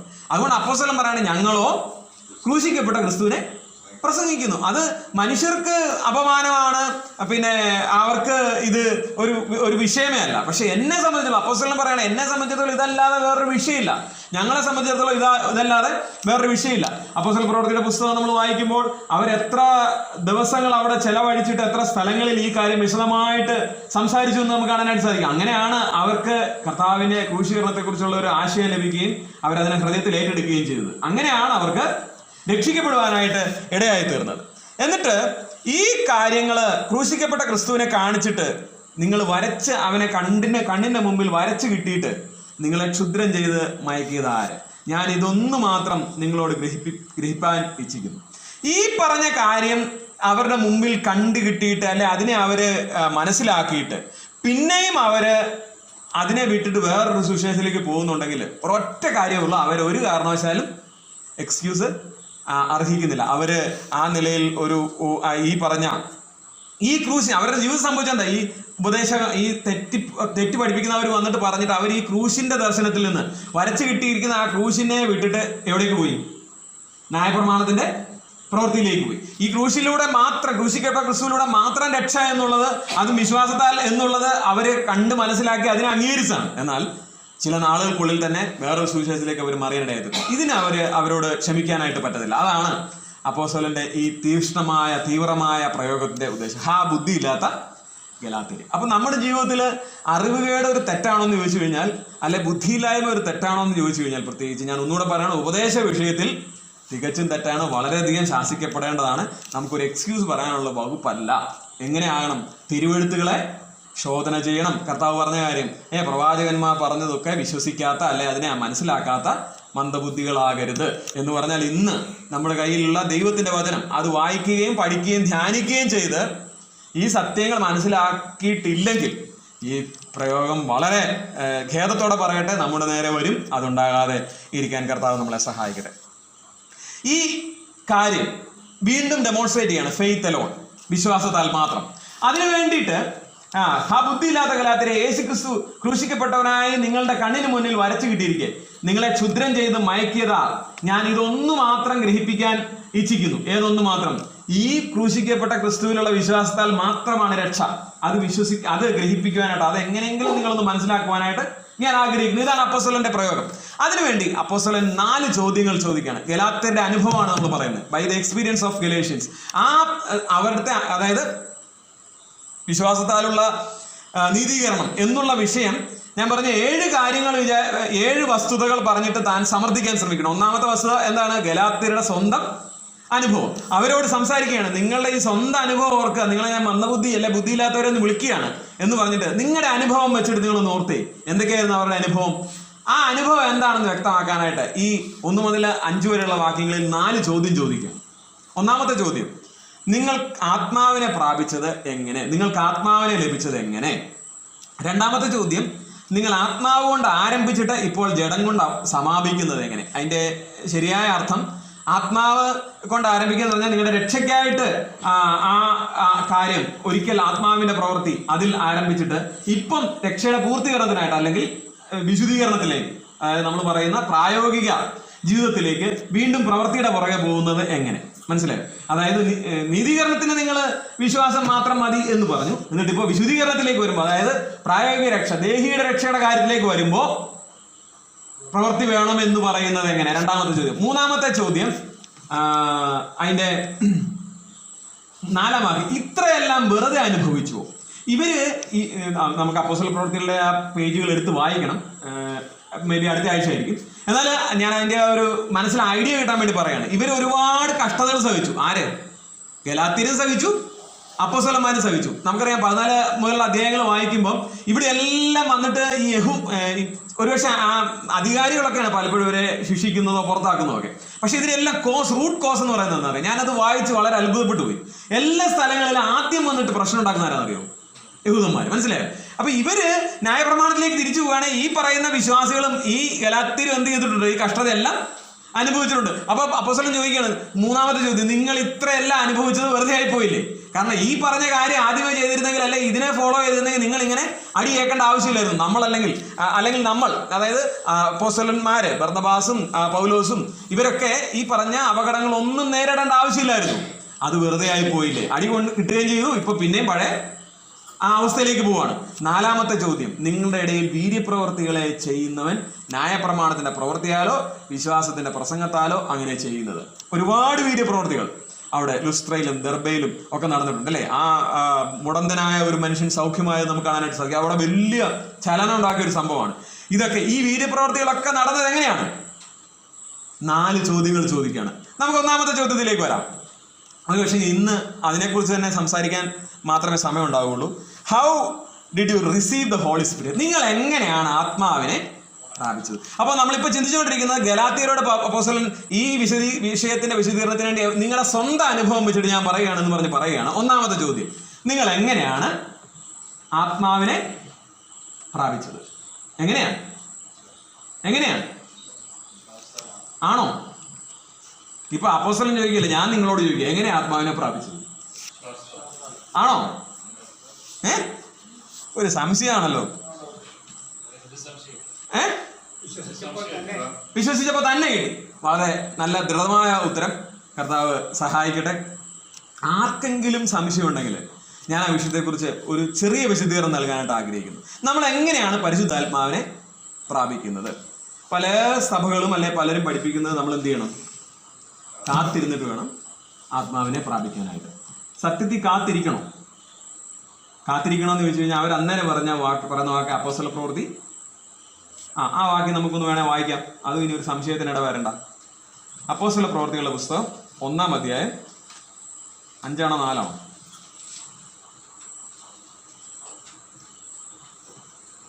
ആ 4. അവൻ അവരുമായി കൂടിയിരിക്കുമ്പോൾ അവരോട്, കർത്താവ് നേരിട്ട് പറയാണ്, നിങ്ങൾ യെരൂശലേമിൽ നിന്ന് വാങ്ങിപ്പോകാതെ എന്നോട് കേട്ട പിതാവിന്റെ വാഗ്ദത്തത്തിനായി കാത്തിരിക്കണം. പിതാവിന്റെ വാഗ്ദത്തത്തിനായിട്ട് കാത്തിരിക്കണം. യോഹന്നാൻ വെള്ളം കൊണ്ട് സ്നാനം കഴിപ്പിച്ച് നിങ്ങൾക്കോ ഇനി ഏറെ നാൾ കഴിയും മുമ്പേ പരിശുദ്ധാത്മാവ് കൊണ്ട് സ്നാനം ലഭിക്കും. അപ്പൊ പരിശുദ്ധാത്മ സ്നാനം ലഭിക്കാനായിട്ട് അല്ലെങ്കിൽ പരിശുദ്ധാത്മാവിനെ ലഭിക്കാനായിട്ട് നിങ്ങൾ എന്ത് ചെയ്യണം? കാത്തിരിക്കണം. അപ്പൊ കർത്താവിന്റെ കൽപ്പനയല്ലേ അത്? അല്ലേ? ഇതെന്നെ ഇങ്ങനെ പറയാത്തെ? കർത്താവിന്റെ കൽപ്പനയാണോ? തീർച്ചയായിട്ടും അതെ, കർത്താവിന്റെ കൽപ്പനയാണ്. കർത്താവിന്റെ കൽപ്പന എന്താണ്? യെരൂശലേമിൽ നിന്ന് വാങ്ങി. അതൊരു പ്രശ്നമാണ്. നമ്മൾ ഇസ്രായേലിനുള്ളൊരു വിസ എടുക്കുക, യെരൂശലേമിൽ പോയി കാത്തിരിക്കേണ്ടി വരും. ഞാൻ ഒരു പ്രാവശ്യം പറഞ്ഞാണെന്ന് ഞാൻ വിചാരിക്കുന്നു. അതായത് കർത്താവ് ഒരുപാട് കൽപ്പനകൾ തന്നിട്ടുണ്ട്. അത് ഒരു പ്രാവശ്യം മാത്രം അനുസരിക്കാനുള്ള കൽപ്പന തന്നിട്ടുണ്ട്, പിന്നെ തുടർമാനമായിട്ട് അനുസരിക്കാനുള്ള കൽപ്പന തന്നിട്ടുണ്ട്, ഒരു സെർട്ടൻ പീരീഡിലേക്ക് ഉള്ള കൽപ്പന തന്നിട്ടുണ്ട്. ഇങ്ങനെ പല നിലയിൽ കൽപ്പനകൾ തന്നിട്ടുണ്ട്. ഞാൻ അന്നൊരു ഉദാഹരണം പറഞ്ഞായിരുന്നു. കർത്താവ് ശിഷ്യന്മാരോട് പറഞ്ഞ് നിങ്ങൾക്കെതിരെയുള്ള ഗ്രാമത്തിൽ ചെല്ലണം, അവിടെ കെട്ടിയിട്ടിരിക്കുന്ന ഒരു കഴുതയെ അതിന്റെ കുട്ടിയെ കാണും, അതിനെന്ത് ചെയ്യണം? അയച്ചുകൊണ്ട് വരണം. അപ്പൊ നമ്മൾ എന്ത് ചെയ്യുക? കർത്താവ് പറഞ്ഞാണല്ലോ എന്ന് വിചാരിച്ചിട്ട് നേരെ ഇവിടെ കൂരോപ്പടയ്ക്കെതിരെയുള്ള ഗ്രാമം, അയർക്കുന്നമോ അല്ലെ പള്ളിക്കത്തോടോ എവിടെയെങ്കിലും ആട്ടെ, അങ്ങോട്ട് ചെല്ലുക. കഴുതയെ കിട്ടിയില്ല എന്നാൽ ഒരു ആടിനെ കെട്ടിയിട്ടിരിക്കുന്ന കണ്ടിട്ട് അതിനെ അഴിച്ചുകൊണ്ട് പോരാ എന്ന് വിചാരിച്ചാൽ നടക്കുമോ? പറ്റുമോ? അത് അന്നത്തേന് മാത്രം പറഞ്ഞ കൽപ്പനയാണ്. അപ്പൊ ഒരു പ്രാവശ്യത്തിന് പറഞ്ഞ കൽപ്പന, ആ കാര്യം ഒരു പ്രാവശ്യം അനുസരിച്ചാൽ മതി. എന്നാൽ കർത്താവ് തമ്മിൽ സ്നേഹിക്കണം, മനസ്സിലായോ? എന്നോടുള്ള കൂട്ടായ്മയിൽ വസിക്കണം, മുന്തിരിവള്ളിയിൽ വസിച്ചിട്ടല്ലാതെ കൊമ്പിനെ സ്വന്തമായിട്ട് ചെയ്യാൻ കഴിയില്ല. ഇങ്ങനെ പറഞ്ഞിരിക്കുന്ന കാര്യങ്ങൾ തീർച്ചയായിട്ടും തുടർമാനമായിട്ടും അത് ചെയ്യാനുള്ളതാണ്. അപ്പൊ ഇവരോട് പറയുന്നത്, നിങ്ങൾ യെരൂശലേമിൽ നിന്ന് വാങ്ങിപ്പോകാതെ പിതാവിന്റെ വാഗ്ദത്തത്തിനായിട്ട് കാത്തിരിക്കും. ഈ പിതാവിന്റെ വാഗ്ദത്തം എന്താണ്? പരിശുദ്ധാത്മാവിന്റെ ആഗമനാണ്. എന്നേക്കും നമ്മളോട് കൂടെ ഇരിക്കേണ്ടത്. ഇതെവിടെയാ പറഞ്ഞിരിക്കുന്നത്? യോഹന്നാന്റെ സുവിശേഷത്തിൽ കർത്താവ് നേരിട്ട് പറഞ്ഞിട്ടുണ്ട്, അല്ലാതെ പഴയ നിയമത്തിലുണ്ടോ? സംശയമുണ്ടോ? യോവേൽ പ്രവചനം പത്രോസ് തന്നെ പറയുന്നില്ലേ 2-ാം അധ്യായത്തിൽ? യോവേൽ പ്രവചനത്തിന്റെ മുഖാന്തരം അരുളി ചെയ്തതല്ല അത്രയെന്ന് പറഞ്ഞു. 2:16 അപ്പോസ്തല പ്രവൃത്തി 2:16 എന്താണ്? ഇത് യോവേൽ പ്രവാചകൻ മുഖാന്തരം അരുളി ചെയ്ത് അതത്രേ. യോവേൽ പ്രവചനം 2-ാം അധ്യായത്തിലാന്ന് തോന്നുന്നു ഈ കാര്യം പറഞ്ഞിട്ടുണ്ട്. അന്ത്യകാലത്ത് ഞാൻ സകല ജഡത്തിന്മേൽ എന്റെ ആത്മാവിനെ പകരും. അപ്പോ പിതാവിന്റെ വാഗ്ദത്തമാണിത്. അപ്പോ കർത്താവിന്റെ വാഗ്ദത്തമാണ്. യോഹന്നാന്റെ സുവിശേഷത്തിൽ നിന്ന് ആ വാക്യങ്ങൾ നമുക്ക് വേണേൽ പെട്ടെന്നൊന്ന് വായിക്കാം. യോഹന്നാന്റെ സുവിശേഷം 16:8.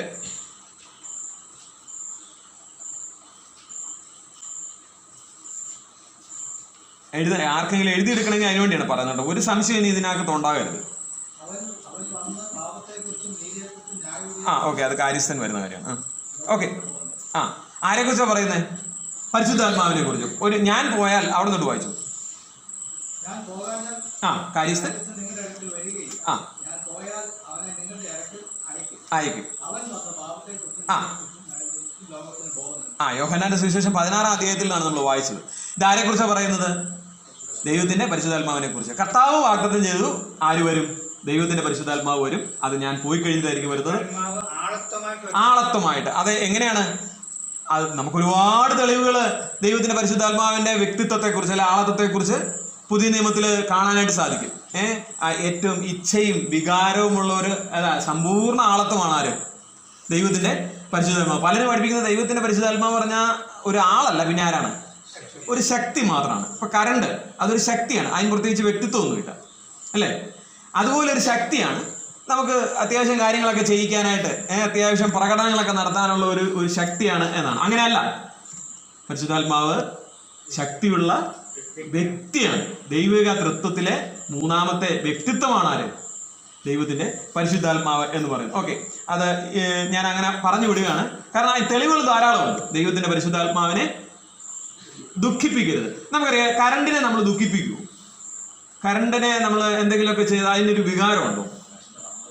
കറണ്ട് അടിച്ചാൽ നമ്മൾ ദുഃഖിക്കും. അതാണ് സത്യം.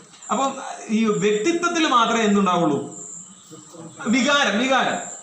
പരിശുദ്ധാത്മാവിന് സന്തോഷമുണ്ട്, പിന്നെ പരിശുദ്ധാത്മാവിന് സമാധാനമുണ്ട്. മാത്രമല്ല, അതിനെ ദുഃഖിപ്പിക്കാനും നമുക്ക് കഴിയും. അപ്പൊ അതിന് പരിശുദ്ധാത്മാവിന് വികാരമുണ്ട്. അത് വ്യക്തിത്വമുള്ള ഒരു ആൾക്ക് മാത്രമേ ആ കാര്യമുള്ളൂ. ഒരു തെളിവ് മാത്രം ഞാൻ പറഞ്ഞു വിടുകയാണ്. ഇനി അപ്പോ ഇവിടെ നമ്മുടെ വിഷയത്തിലേക്ക് വരാം. ഈ പിതാവിന്റെ വാഗ്ദത്തം അല്ലെ കർത്താവിന്റെ വാഗ്ദത്തമായിരുന്നു എന്ത്? ദൈവത്തിന്റെ പരിശുദ്ധാത്മാവ് വരും എന്നുള്ളത്. ദൈവത്തിന്റെ പരിശുദ്ധാത്മാവ് പിന്നെ പെന്തക്കോസ്ത് നാളിൽ വരുവാനായിട്ട് ഇടയായി തീർന്നു. നമുക്ക് അപ്പോസ്തല പ്രവൃത്തി 2-ാം അധ്യായത്തിൽ ആ കാര്യം കാണാനായിട്ട് സാധിക്കും. ഈ കാര്യത്തിന് വേണ്ടി അപ്പോസ്തല പ്രവൃത്തി 2-ൽ സംഭവിക്കുന്ന പെന്തക്കോസ്ത് നാളിന് മുന്നേ ആണ് ആര് പറഞ്ഞത്? യേശു കർത്താവ് പറഞ്ഞത്, നിങ്ങൾ എവിടെ പോകരുത്, വാങ്ങിപ്പോകരുത്, ശക്തി ലഭിക്കാതെ പോകരുത്, യെരുശലേമിൽ തന്നെ കാത്തിരിക്കണം. അവരങ്ങനെ തന്നെ ചെയ്തു. അതിനുശേഷം ശക്തി ലഭിച്ചിട്ട് പിന്നെ എന്ത് ചെയ്യാൻ പറ്റും? യെരുശലേമില്, യഹൂദിയയില്, ശമര്യയില്, ഭൂമിയുടെ അറ്റത്തോളം. അത് അങ്ങനെ അതേ ക്രമത്തിൽ തന്നെ അത് അവർ പിന്നീട് ചെയ്യുന്നതായിട്ടും ദൈവത്തിന്റെ പ്രവർത്തനം നടക്കുന്നതായിട്ടും നമുക്ക് കാണാനായിട്ട് സാധിക്കും. വേറൊരു വാക്യം വായിക്കാം. 7-ാം അധ്യായത്തിന്റെ 39-ാമത്തെ വാക്യം, യോഹന്നാന്റെ സുവിശേഷം തന്നെ. അത് നമുക്കറിയാവുന്ന വാക്യല്ലേ? ഉത്സവത്തിന്റെ ഒടുക്കത്തെ നാളിൽ പറഞ്ഞ കാര്യമാണ്. എന്നാ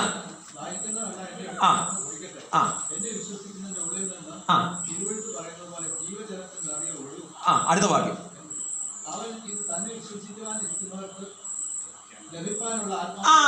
തന്നിൽ വിശ്വസിപ്പാനുള്ളവർക്ക് ലഭിക്കാനിരിക്കുന്ന ആത്മാവിനെ കുറിച്ച് അത്രേ പറഞ്ഞത്. അപ്പൊ കർത്താവിന്റെ ആത്മാവ്, ദൈവത്തിന്റെ പരിശുദ്ധാത്മാവ് എങ്ങനെയാണ് അല്ലെ എപ്പോഴാണ് ലഭിക്കുന്നത്? വിശ്വസിക്കുന്ന സമയത്ത്. മനസ്സിലായോ? അപ്പൊ നമ്മള് ആത്മാവിന് വേണ്ടി കാത്തിരിക്കേണ്ട ആവശ്യമില്ല. ഇനി ഞാൻ വേറൊരു ഇത് ചോദിക്കുകയാണ്, ഒരു വാദത്തിന് വേണ്ടി. കാത്തിരുന്നിട്ടാണ് പരിശുദ്ധാത്മാവിനെ ലഭിക്കുന്നത് എങ്കിൽ അതിൽ ന്യായമായിട്ട് ഒന്നുണ്ട്. ഇഫ് ദാറ്റ് ഈസ് യെസ്, അങ്ങനെയാണ് പരിശുദ്ധാത്മാവിനെ ലഭിക്കുന്നത്.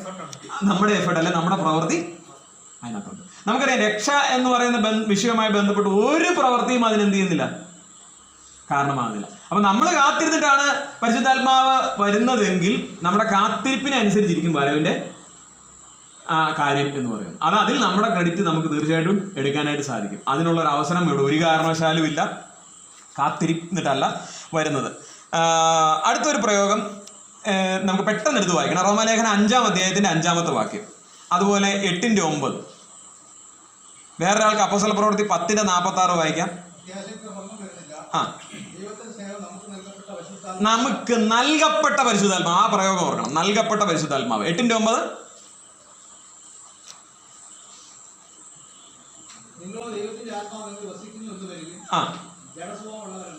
ആത്മസ്വഭാവം.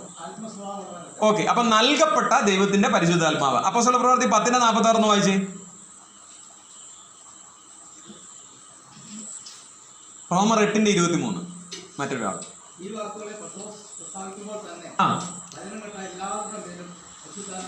പരിശുദ്ധാത്മാവ് വന്നു.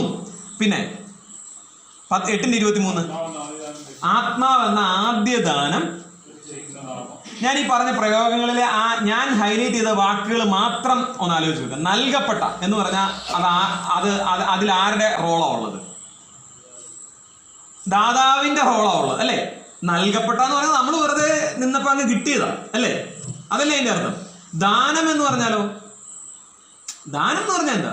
ഇറ്റ്സ് എ ഗിഫ്റ്റ്, ഒരു സമ്മാനം. അത് ആരെങ്കിലും എന്തെങ്കിലും പിന്നെ ഇതിന്റെ അടിസ്ഥാനത്തിലാണോ? അല്ല, ദാനമായിട്ട് കൊടുക്കുക എന്ന് പറഞ്ഞാൽ ഫ്രീ ആയിട്ട് കൊടുക്കുക എന്നാണ് അതിന്റെ അർത്ഥം, സിമ്പിൾ മലയാളം. അപ്പോ ഞാൻ പറഞ്ഞു വന്നതിന്റെ ആശയം ഇത്രേ ഉള്ളൂ.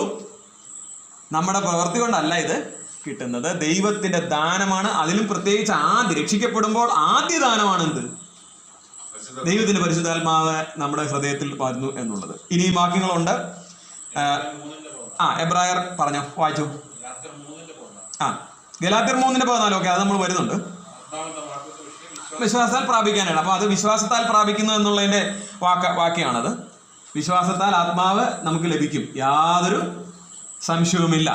ഇനി ഇത്ര എല്ലാം പറഞ്ഞാലും പിന്നെയും ചിലരുടെ എങ്കിലും മനസ്സിലൊരു സംശയം, എന്നാലും ഇത് ശരിക്കും കിട്ടുമോ? ഒരു വാക്യം നമ്മൾ വായിക്കും. 1 കൊരിന്ത്യർക്ക് എഴുതിയ ലേഖനം 12-ാം അധ്യായത്തിന്റെ 3-ാമത്തെ വാക്യം. ഈ നാളുകളിൽ എന്നെ വളരെ സ്വാധീനിച്ച, ഈ വിഷയവുമായി ബന്ധപ്പെട്ട് വളരെ സ്വാധീനിച്ച ഒരു വാക്യാണ്. ആരും ശ്രദ്ധിക്കണേ, ആകയാൽ ദൈവാത്മാവിൽ സംസാരിക്കുന്നത് ആരും യേശു ശപിക്കപ്പെട്ടവനെന്ന് പറയത്തില്ല. പിന്നെ പരിശുദ്ധാത്മാവിലല്ലാതെ യേശു കർത്താവ് എന്ന് പറയാനായിട്ട് ആർക്കും കഴിയില്ല. യോഹന്നാന്റെ സുവിശേഷം 16-ാം അധ്യായത്തിലേക്ക് വരുമ്പോൾ കർത്താവ് പറഞ്ഞു, കാര്യസ്ഥൻ വരും, കാര്യസ്ഥൻ വന്ന് എന്ത് ചെയ്യും? അല്ല, അതിനു മുമ്പേ പാപത്തെക്കുറിച്ചും നീതിയെക്കുറിച്ചും ന്യായവിധിയെക്കുറിച്ചും ആർക്ക് ബോധം വരുത്തും? ലോകത്തിന്, അല്ലെങ്കിൽ എല്ലാവർക്കും ബോധം വരുത്തും. നമ്മൾ ശരിക്കും സുവിശേഷം കേട്ടപ്പോൾ എന്താ സംഭവിച്ചത്? ഈ കാര്യമാണ്. അപ്പൊ ദൈവത്തിന്റെ പരിശുദ്ധാത്മാവിന്റെ പ്രവർത്തനം അവിടെ ഉണ്ട്. പാപത്തെക്കുറിച്ച്, ദൈവത്തിന്റെ നീതിയെക്കുറിച്ച്, വരുവാനുള്ള ന്യായവിധിയെക്കുറിച്ച് നമുക്ക് ഒരു ഐഡിയ, ഒരു ബോധം തോന്നും. അതുകൊണ്ട് നമ്മൾ രക്ഷിക്കപ്പെടുമോ? ഇല്ല. വിശ്വസിക്കണം. എങ്ങനെയാ വിശ്വാസം നടന്നത്? അതാ ഇപ്പോൾ വായിച്ചത്. നമ്മൾ ആ റോമലേഖനം 10-ാം അധ്യായത്തിൽ വായിക്കുന്ന എന്താ? യേശുവിനെ കർത്താവ് എന്ന് വായുകൊണ്ട് ഏറ്റു പറയുമ്പോൾ ദൈവം അവനെ മരിച്ചവരുടെ ഇടയിൽ നിന്ന് ഉയർത്തെഴുന്നേൽപ്പിച്ച് ഹൃദയം കൊണ്ട് വിശ്വസിക്കുകയും ചെയ്യുമ്പോൾ നമ്മൾ രക്ഷിക്കപ്പെടും. അപ്പൊ 2 കാര്യം അവിടെ സംഭവിക്കണം. ഒന്നെന്താണ്? നമ്മുടെ ഹൃദയത്തിൽ ഈ വിശ്വാസം ഉണ്ടാകണം. അതായത് പാപത്തെക്കുറിച്ചും നീതിയെക്കുറിച്ചും ന്യായവിധിയെക്കുറിച്ചുള്ള അറിവുണ്ടായിട്ട് എന്റെ പാപത്തിന്റെ പരിഹാരത്തിനാണ് യേശു ക്രിസ്തു ക്രൂശിൽ മരിച്ചത്, വേറെ ഒരു മാർഗവും എനിക്കില്ല, കർത്താവേ ഞാൻ അത് വിശ്വസിക്കുന്നു എന്ന് പറഞ്ഞാൽ, ഞാൻ അതിൽ വിശ്വസിക്കുന്നു പറഞ്ഞാൽ അതിന്റെ അർത്ഥം എന്താ? I trust in that. അതിൽ ഞാൻ ആശ്രയിക്കുന്നു. എനിക്ക് വേറൊരു മാർഗമില്ല, വേറൊരു വഴിയില്ല. ഇത് സമ്മതിച്ച് ഹൃദയത്തിൽ ആ കാര്യം ഏറ്റെടുത്ത് അവിടെ കൊണ്ട് തീർന്നോ? ആ വാക്യത്തിൽ എന്താ പറഞ്ഞത്? യേശുവിനെ കർത്താവ് എന്ന് വായ കൊണ്ട് ഏറ്റു പറഞ്ഞു എന്ന് പറഞ്ഞാൽ ഹൃദയത്തിൽ ഈ കാര്യം നമ്മൾ നിശ്ചയിച്ചുറച്ചു. തീർന്നില്ല, അടുത്തത് ഒരു ഉടമ്പടിയാണ്. ഇനി എൻ്റെ ജീവിതത്തിൽ വേറൊരു കർത്താവില്ല, വേറൊരു ദൈവമില്ല, എൻ്റെ ജീവിതത്തിൽ വേറൊരു രക്ഷിതാവില്ല. അതാരാണ്? യേശു ക്രിസ്തു മാത്രമാണ്. നമുക്കറിയാം ലോകത്തിൽ യേശു ക്രിസ്തു രക്ഷിതാവ് എന്നുള്ളത് എല്ലാവരും വിശ്വസിക്കുന്ന കാര്യമാണ്. ഒരു ഹിന്ദുവിനോട് ചോദിച്ചാലോ അല്ലെങ്കിൽ ഒരു സാധാരണക്കാരോട് ചോദിച്ചാലോ അവരെല്ലാം പറയും. ഞാൻ പറഞ്ഞത് അവർക്ക് ആ കാര്യം അറിയാം, അവർ വിശ്വസിക്കുന്നു തന്നെയാ പറയുന്നത്. പക്ഷേ ഈ രക്ഷിക്കപ്പെടാത്ത എന്തുകൊണ്ടാ? കർത്തൃത്വം ഏറ്റെടുക്കുന്നില്ല. മനസ്സിലായോ? കർത്തൃത്വം ഏറ്റെടുക്കുന്നില്ല. ഇനി നമ്മൾ വായിച്ച വാക്യത്തിലേക്ക് വരാം. 1 കൊരിന്ത്യർക്ക് എഴുതിയ ലേഖനം 12-ാം അധ്യായത്തിന്റെ 3-ാമത്തെ വാക്യം. യേശുവിൽ പരിശുദ്ധാത്മാവിലല്ലാതെ ആർക്കും എന്ത് ചെയ്യാൻ പറ്റത്തില്ല? യേശുവിനെ കർത്താവ് എന്ന് പറയാൻ പറ്റത്തില്ല. അപ്പൊ നമ്മളെ പാപത്തെക്കുറിച്ചും നീതിയെക്കുറിച്ചും ന്യായവിധിയെക്കുറിച്ചും ബോധം വരുത്തിയ പരിശുദ്ധാത്മാവ് നമ്മുടെ ഹൃദയത്തിൽ വന്നതിന് ശേഷം മാത്രമേ നമുക്ക് എന്ത് പറ്റത്തുള്ളൂ? കർത്താവിന്റെ കർത്തൃത്വം ഏറ്റു പറഞ്ഞ് നമ്മൾ വിശ്വസിക്കുമ്പോൾ ആ മാത്രയിൽ ദൈവത്തിന്റെ പരിശുദ്ധാത്മാവ് ഹൃദയത്തിൽ വരുന്നു. നമ്മുടെ യേശു ക്രിസ്തുവിന്റെ കർത്തൃത്വം നമ്മുടെ വായിലൂടെ ഏറ്റു പറയാനായിട്ട് നമ്മളെ സഹായിക്കും. പരിശുദ്ധാത്മാവിലല്ലാതെ ആർക്കും ഇത് പറയാൻ കഴിയത്തില്ല. ഞാൻ പറഞ്ഞു തന്ന പോയിന്റ് ഇത്രയേ ഉള്ളൂ. ഒരാൾ രക്ഷിക്കപ്പെടുന്നത് എങ്ങനെയാണ്? കർത്താവിനെ, യേശു ക്രിസ്തുവിനെ കർത്താവ് എന്ന് ഏറ്റു പറയുമ്പോഴാണ്. അപ്പൊ ആ സമയത്ത് തന്നെ എന്ത് സംഭവിക്കും? ദൈവത്തിന്റെ പരിശുദ്ധാത്മാവ് ആ വ്യക്തിയുടെ ഹൃദയത്തിൽ വരുന്നു. ഇനി എന്തെങ്കിലും സംശയമുണ്ടോ? അതായത് നമുക്കറിയാം, നമ്മൾ എന്തെങ്കിലും ചെയ്തത് കൊണ്ടാണോ പാപിയാകുന്നത്? ഒരിക്കലും അല്ല. പാപത്തിന്റെ ഫലങ്ങളാണ് സത്യത്തിൽ ഒരു മനുഷ്യന്റെ ജീവിതത്തിൽ സംഭവിച്ചുകൊണ്ടിരിക്കുന്നത്, അല്ലെ? ഈ പറയുന്ന അടിപിടി, കത്തിക്കുത്ത്, അതൊന്നും അല്ല. അതൊക്കെ നമ്മൾ ഉദ്ദേശിക്കുന്ന പാപം. അതിലൊക്കെ അപ്പുറമായിട്ടുള്ള നമ്മുടെ മനസ്സിലെ ഹൃദയത്തിലെ ദുശ്ചിന്ത, അതുപോലെ അങ്ങനത്തെ മോശം കാര്യങ്ങൾ, ഇതെല്ലാം പാപത്തിന്റെ പരിണിത ഫലങ്ങളാണ്. ശരിക്കും പാപം എന്ന് പറയുന്നത് എന്താണ്? ലക്ഷണങ്ങൾ, അല്ലെങ്കിൽ പരിണിത ഫലങ്ങളാണ്. പാപം എന്ന് പറയുന്നത് എന്താണ്? അവിശ്വാസം. അതെവിടെയാ സംഭവിച്ചത്? ഏദനിൽ. മനസ്സിലായോ? ഏദനില് ആ പാപം സംഭവിച്ചത് കൊണ്ട് ആദിമ മനുഷ്യനായ ആദമിന്റെയും ഹവ്വയുടെയും മക്കളായിട്ട് വരുന്ന സകലരിലും എന്തുണ്ടായിരിക്കുന്നു? പാപത്തിന്റെ ഈ വിത്ത് ആ രൂഢം മൂലമായി അല്ലെങ്കിൽ ജന്മന എന്നത് കിട്ടിയിരിക്കുന്നു. ഇതാണ് നമ്മൾ ജന്മപാപം എന്നുകൊണ്ട് ഉദ്ദേശിക്കുന്നത്. ഒരിക്കലും ഒരു മനുഷ്യൻ പാപിയായി തീരാൻ വേണ്ടി പാപം ചെയ്യേണ്ട ആവശ്യമില്ല. അത് പറയാനാണ് ഞാനിത് പറഞ്ഞത്. ഈ പാപങ്ങളൊന്നും ചെയ്തില്ലെങ്കിലും ഒരു വ്യക്തി ഭൂമിയിൽ ജനിക്കുന്ന ആരാണ്? പാപിയാണ്. നമുക്കറിയാം, ഒരു മാവ് നമ്മൾ കുഴിച്ചിട്ടു, അതിന്റെ മാങ്ങാണ്ടി കുഴിച്ചിട്ടു, അത് കിളുത്ത് വന്നു. 10 കൊല്ലം വളർത്തിയിട്ട് ഒറ്റ മാങ്ങ പോലും ഉണ്ടായില്ല. അപ്പം നമുക്ക് സംശയം തോന്നും, ഇത് ശരിക്കും മാവ് തന്നെയാണോ? അങ്ങനെ ആരെങ്കിലും സംശയിക്കുമോ? നിങ്ങൾ പറ. ഒരിക്കലും ഇല്ല. പിന്നെ എന്തുകൊണ്ടാണ്? നമുക്കറിയാം മാങ്ങാണ്ടി കുഴിച്ചിട്ടുണ്ടായേക്കുന്ന ഇത് മാവ് തന്നെയാണ്. മാങ്ങ കായ്ക്കുകയോ കായ്ക്കാതിരിക്കുകയോ ചെയ്യുന്നത് വേറൊരു വിഷയം. അതിനകത്ത് കാര്യമേ ഇല്ല. ഇത് മാവ് തന്നെയാണ്. ഇതേപോലെ തന്നെയാണ് നമ്മൾ പാപം ചെയ്താലും ഇല്ലെങ്കിലും പാപിയാണ്. ഈ കാര്യം ആര് ബോധം വരുത്തും? നമ്മളുടെ ഈ വിഷയം ഒരു മനുഷ്യന്റെ ധാർമ്മികത അതുപോലുള്ള കാര്യങ്ങളെല്ലാം വെച്ച് നോക്കുമ്പോൾ ഇതിനെ ഹൈഡ് ചെയ്യാനുള്ള ശ്രമം. ഞാനൊരു മോശക്കാരനല്ല, ഞാനൊരു നല്ലവനാണ് എന്ന് നമ്മളോട് തന്നെ പറയാനുള്ളൊരു വ്യഗ്രത നമ്മുടെ ഉള്ളിലുണ്ട്. ഇതെല്ലാ മനുഷ്യരുടെ ഉള്ളിലുണ്ട്. എന്നാൽ അതിനോട് വിരുദ്ധമായിട്ട് മനസാക്ഷി എന്തുണ്ട്? ദൈവത്തിന്റെ പ്രേരണ മനസാക്ഷിയിലൂടെ കൊടുക്കുന്നുമുണ്ട്. അപ്പൊ ഈ മനസാക്ഷി കുത്തൊക്കെ ഉണ്ടാകുന്നത് അങ്ങനെയാണ്. എന്നാൽ യഥാർത്ഥമായിട്ട് ഇതിലൊരു കൺവേർഷൻ നടക്കണമെന്നുണ്ടെങ്കിൽ ആര് വരണം? അവിടെയാണ് ഈ ആത്മാവിന്റെ റോള്.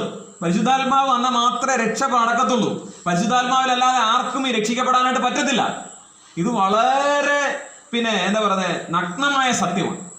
യാതൊരു എതിർപ്പ് ആർക്കും പറയാൻ പറ്റില്ല. ദൈവത്തിന് പരിശുദ്ധാത്മാവ് ബോധം വരുന്നത് എന്താണ്? 16-ാം അധ്യായം യോഹന്നാന്റെ സുവിശേഷം നമ്മൾ വായിച്ചു പാപത്തെക്കുറിച്ച് എന്ന് പറഞ്ഞാൽ ഞാൻ ഈ പറഞ്ഞ കാര്യം. വേറൊരു രക്ഷയില്ല, മാർഗമില്ല, എല്ലാവരും നശിച്ചു, പാപത്തിന്റെ ശമ്പളം മരണമാണ്. അതിനെക്കുറിച്ച് ബോധ്യപ്പെടുത്തും. ദൈവത്തിന്റെ നീതിയെക്കുറിച്ച്. ദൈവത്തിന്റെ നീതി എന്ന് പറയുന്നത് കർത്താവായ യേശു ക്രിസ്തുവിനെ ക്രൂശിൽ തകർത്തുകൊണ്ട് ആണ് ഒരുക്കി വെച്ചിരിക്കുന്നത്. ആ നീതീകരണം നമുക്ക് വിശ്വാസത്താൽ പ്രാപിക്കാനുള്ള അവസരമുണ്ട്. ഇതാണ് പറയുന്നത്. മൂന്നാമത് ഒരു കാര്യോട് പറയുന്നതാണ്, ഇത് സ്വീകരിച്ചില്ലെങ്കിൽ നമ്മൾ പാപിയായതുകൊണ്ടല്ല സത്യത്തിൽ ഇനി നരകം അനുഭവിക്കുന്നത് എന്ന് പറഞ്ഞാൽ നമ്മളെന്ന് ഉദ്ദേശിച്ച് ഞാൻ ഇവിടെ ഇരിക്കുന്നവരല്ല. രക്ഷിക്കപ്പെടാത്ത ഒരു വ്യക്തി പാപി ആയതുകൊണ്ടല്ല നരകം അനുഭവിക്കേണ്ടി വരുന്നത്. പിന്നെ എന്തുകൊണ്ടാണ്? ദൈവത്തിന്റെ ഈ നീതീകരണം അംഗീകരിക്കാത്തതുകൊണ്ടാണ്. ഇവിടെയാണ് ഈ വിഷയം കിടക്കുന്നത്. നമ്മൾ ഈ ഗലാത്യ ലേഖനം പഠിക്കേണ്ടതിന്റെ ആവശ്യകത ഇത് നമ്മുടെ ഹൃദയത്തിൽ ആഴമായിട്ട് എഴുതാനിടയായി തീരണം. നമ്മൾ പാപി ആയതുകൊണ്ടല്ല നരകം അനുഭവിക്കേണ്ടി വരുന്നത്, മറിച്ച് നീതീകരണം അംഗീകരിക്കാതെ. ഈ 3-ാം അധ്യായത്തിലേക്ക് വരുമ്പോൾ ഞാനിപ്പോൾ പറഞ്ഞ 7 കാര്യങ്ങളുണ്ടല്ലോ, അതിനകത്ത് ഈ വിഷയങ്ങൾ വരുന്നുണ്ട്. നമുക്ക് കർത്താവ് അനുവദിച്ചാൽ അടുത്ത ദിവസങ്ങളിൽ അതിനെക്കുറിച്ച് ചിന്തിക്കാം. അപ്പോൾ ഈ നീതീകരണം അതുപോലെ ന്യായവിധി ഇതിനെക്കുറിച്ച് പരിശുദ്ധാത്മാവ് ബോധ്യപ്പെടുത്തുന്നത് എല്ലാവരോടും ഇങ്ങനെ ബോധ്യപ്പെടുത്തിക്കൊണ്ടിരിക്കുക. പക്ഷേ എല്ലാവരും എന്ത് ചെയ്യുന്നില്ല? അംഗീകരിക്കുന്ന, അല്ലെ രക്ഷിക്കപ്പെടുന്നില്ല. അംഗീകരിക്കാത്തത് എന്തുകൊണ്ടാണ്? ഈ കാര്യം ബോധ്യം വന്നാലും തങ്ങളെ തന്നെ അതിനെ വിധേയപ്പെടുത്തുവാനായിട്ട്, ഏൽപ്പിച്ചു കൊടുക്കാനായിട്ട്, അതാണ് വിശ്വസിക്കുക എന്ന് പറയുന്നത്. നമ്മൾ ഈ ആ വാക്കിനകത്ത് പരിശുദ്ധാത്മാവിനെതിരെയുള്ള പാപം. ഈ വിശ്വസിക്കുക എന്ന് പറഞ്ഞ വാക്കിനകത്തൊരു പ്രശ്നമുണ്ട്. പ്രശ്നമൊന്നുമില്ല, ഞാൻ പറഞ്ഞ അതിന്റെ അർത്ഥം നമ്മൾ മനസ്സിലാക്കുന്നത്. വിശ്വസിക്കുക എന്ന് പറഞ്ഞാൽ എന്താ അതിന്റെ അർത്ഥം? ശരിയായിട്ടുള്ള അർത്ഥം. വിശ്വസിക്കുക എന്ന് പറഞ്ഞാൽ അതിന്റെ ശരിയായ അർത്ഥം 2 എണ്ണമാണ്. ഒന്ന്, ആശ്രയിക്കുക. ഞാൻ ഒരാളെ വിശ്വസിക്കുന്നുണ്ട്, പക്ഷേ ഉണ്ടെങ്കിൽ അതിന്റെ അർത്ഥം എന്താ? ഞാൻ അദ്ദേഹത്തിൽ ആശ്രയിക്കും. അല്ലെങ്കിൽ രണ്ടാമത്തെ അർത്ഥം അനുസരിക്കും. പണ്ടെങ്കിലും ഞാനൊരു കഥ കേട്ടിട്ടുണ്ട്. ഒരു ആള് ഹിമാലയം കയറാനായിട്ട് പോയി, നിരീശ്വരവാദി. അദ്ദേഹത്തെ കയറി ഒരു പർട്ടിക്കുലർ പൊസിഷൻ ചെന്നപ്പോഴത്തേനും വല്ലാണ്ട് ക്ഷീണിച്ച് കയ്യും കാലം ഇതായി കുഴഞ്ഞിട്ട് ഉരുണ്ട് താഴെ പോയി. വന്ന വഴിക്ക് എവിടെയോ ഒരു ക്ലിഫിൽ ഇങ്ങനെ പിടുത്തം കിട്ടി. അവിടെ കിടന്നുകൊണ്ട് ഇയാൾ വിഷമിക്കുക, പക്ഷെ സഹായത്തിന് ആരുമില്ലല്ലോ. ആ സമയത്ത് പണ്ടെങ്ങോ കേട്ട ഈ ദൈവത്തെക്കുറിച്ചുള്ള അറിവൊക്കെ ചേർത്തിട്ട് അദ്ദേഹം ഒരു പ്രാർത്ഥന പ്രാർത്ഥിച്ചു. ദൈവമേ, ഞാൻ ഇതുവരെ ഒരു നിരീശ്വരവാദി ആയിരുന്നെങ്കിലും ഈ സമയത്ത് ഞാൻ ദൈവം ഉണ്ടെന്ന് വിശ്വസിക്കാം, എന്നെ ഒന്ന് രക്ഷിക്കുകയാണെങ്കിൽ. അപ്പോൾ ഇത് കഥയാണ് കേട്ടോ, അതിനകത്ത് ചോദ്യം ചോദിക്കരുത്. ദൈവം അദ്ദേഹത്തോട് പറഞ്ഞു, നീ ദൈവം ഉണ്ടെന്ന് വിശ്വസിക്കുന്നുണ്ടെങ്കിൽ, ദൈവത്തിന് എന്നെ സഹായിക്കാൻ കഴിയുമെന്ന് വിശ്വസിക്കുന്നുണ്ടെങ്കിൽ പിടിവിടാൻ പറഞ്ഞു. ദൈവത്തിന് അങ്ങനെയൊക്കെ പറയാം. ആകെ ഒരു കച്ചത്തിനും പോലെ ഒരു പിടുത്തം കിട്ടിയിരിക്കുന്നത്. ആ പിടിവിട്ടാ ഞാൻ ഇപ്പൊ തന്നെ മരിച്ചു പോകുന്നു പറഞ്ഞ ഇയാള് പിടിവിട്ടില്ല. നമുക്കറിയാം, അതികഠിനമായ ശൈത്യത്തിൽ തണുത്തുറഞ്ഞ് അദ്ദേഹം മരിച്ചു പോയെന്നാണ് കഥ.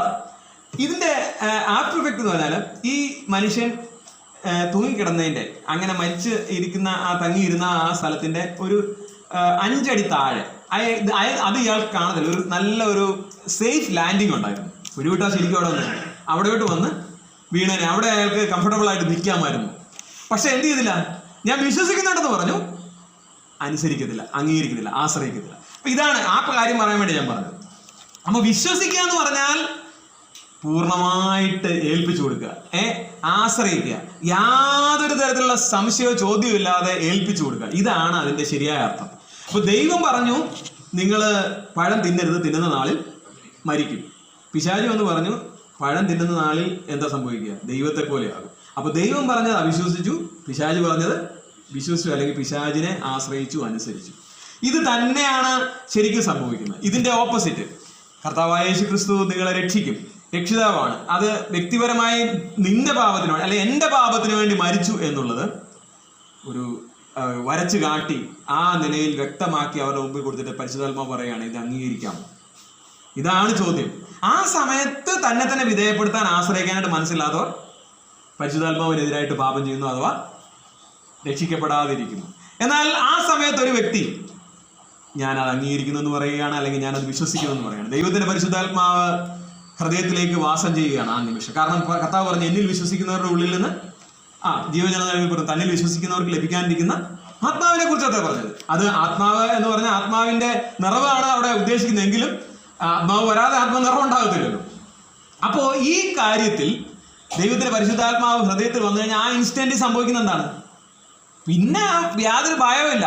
അപ്പൊ തന്നെ അടുത്ത സമർപ്പണം വരികയാണ്. യേശു ക്രിസ്തു മാത്രമാണ് ഇനി എന്റെ കർത്താവ്. ആ കർത്തൃത്വം ഏറ്റു പറയണം. അതാണ് കൊരിന്ത്യർ ലേഖനത്തിൽ നിന്ന് നമ്മൾ ആ വാക്യം വായിച്ച് കേൾപ്പിച്ചത്. മറന്നു പോയത് 12-ാം അധ്യായത്തിന്റെ 3-ാം വാക്യമാണ്. യേശു ക്രിസ്തുവിന്റെ കർത്തൃത്വം ദൈവത്തിന്റെ പരിശുദ്ധാത്മാവിൽ അല്ലാതെ ആർക്കും പറയാനായിട്ട് കഴിയത്തില്ല. അപ്പൊ നമ്മള് ഈ ആത്മാവിന്റെ ആ അത് കർത്താവ് പറയുന്നുണ്ടല്ലോ, ഞങ്ങൾ നിന്റെ നാമത്തിൽ വീര്യപ്രവൃത്തി ചെയ്തു, അടയാളം ചെയ്തു, അത്ഭുതം ചെയ്തു എന്നൊക്കെ പറഞ്ഞിട്ട് അവര് പറയുമ്പോൾ കർത്താവിന്റെ മറുപടി എന്നാന്നറിയോ? ഞാൻ നിങ്ങളെ ഒരു നാളും അറിയുന്നില്ല എന്നല്ല, അറിഞ്ഞിട്ടില്ല.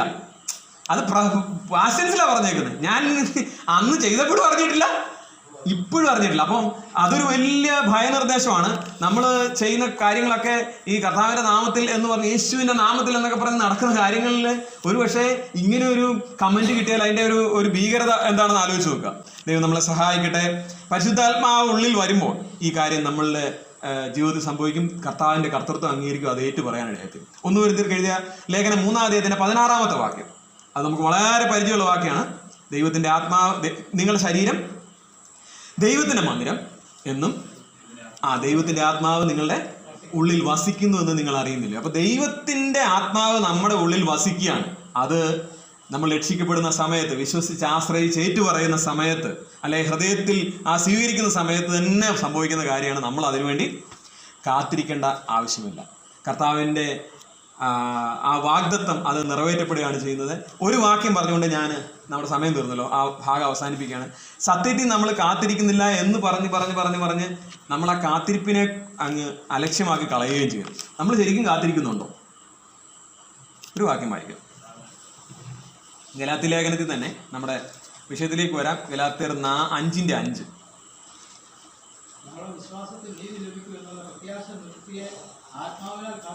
ശ്രദ്ധിച്ചു വായിക്കണേ. ഞങ്ങളോ വിശ്വാസത്താൽ നീതി ലഭിക്കും എന്നുള്ള പ്രത്യാശ നിവൃത്തിയെ എങ്ങനെയാ കാത്തിരിക്കുന്നത്? അപ്പൊ നമ്മളോട് ആരെങ്കിലും കാത്തിരിക്കുന്നവരവിടെ കാത്തിരിപ്പുണ്ടോ എന്ന് ചോദിച്ചാൽ ഇനി ഇല്ലെന്നൊന്നും പറഞ്ഞേക്കരുത്. ശരിക്കും കാത്തിരിക്കുന്ന ആരാ?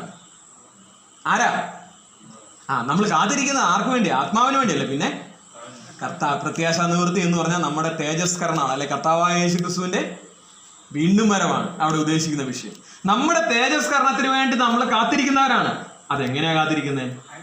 ആത്മാവിനാൽ. മനസ്സിലായോ? വളരെ ഇമ്പോർട്ടന്റ് ആയിട്ടുള്ള through the spirit. We eagerly await through the spirit. For the spirit അല്ല, ത്രൂ ദ സ്പിരിറ്റ്. കർത്താവിന്റെ പുനരാഗമനത്തിന് വേണ്ടി നമ്മളെ ഒരുക്കി കാത്തിരിപ്പിക്കാൻ പ്രേരിപ്പിക്കുന്ന ആരാണ്, അല്ലെങ്കിൽ സഹായിക്കുന്ന ആരാണ്? ദൈവത്തിന്റെ പരിശുദ്ധാത്മാവ്. നമ്മളിപ്പോ പിന്നെ ബാബുജാൻ ഇന്ന് ഒരു സാഹചര്യത്തിലേക്ക് താമസിച്ചാണ് വന്നത് എന്ന് വിചാരിക്കും. 7:35 ആകുമ്പോൾ ഇവിടെ വരും എന്ന് പറഞ്ഞിരുന്നു. താൻ 7:35 ഇവിടെ വന്നു.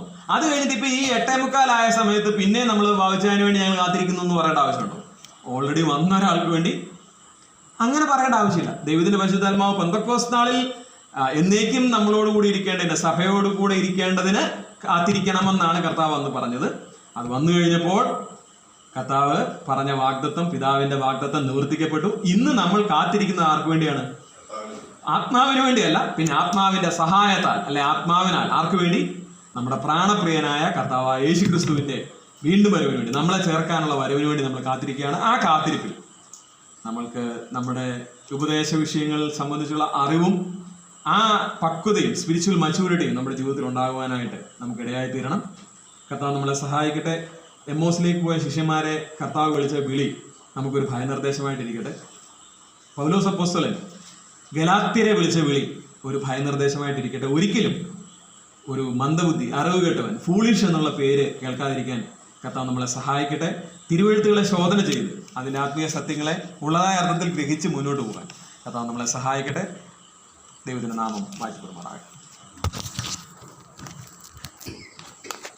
സൗഭാഗ്യം ജീവിതം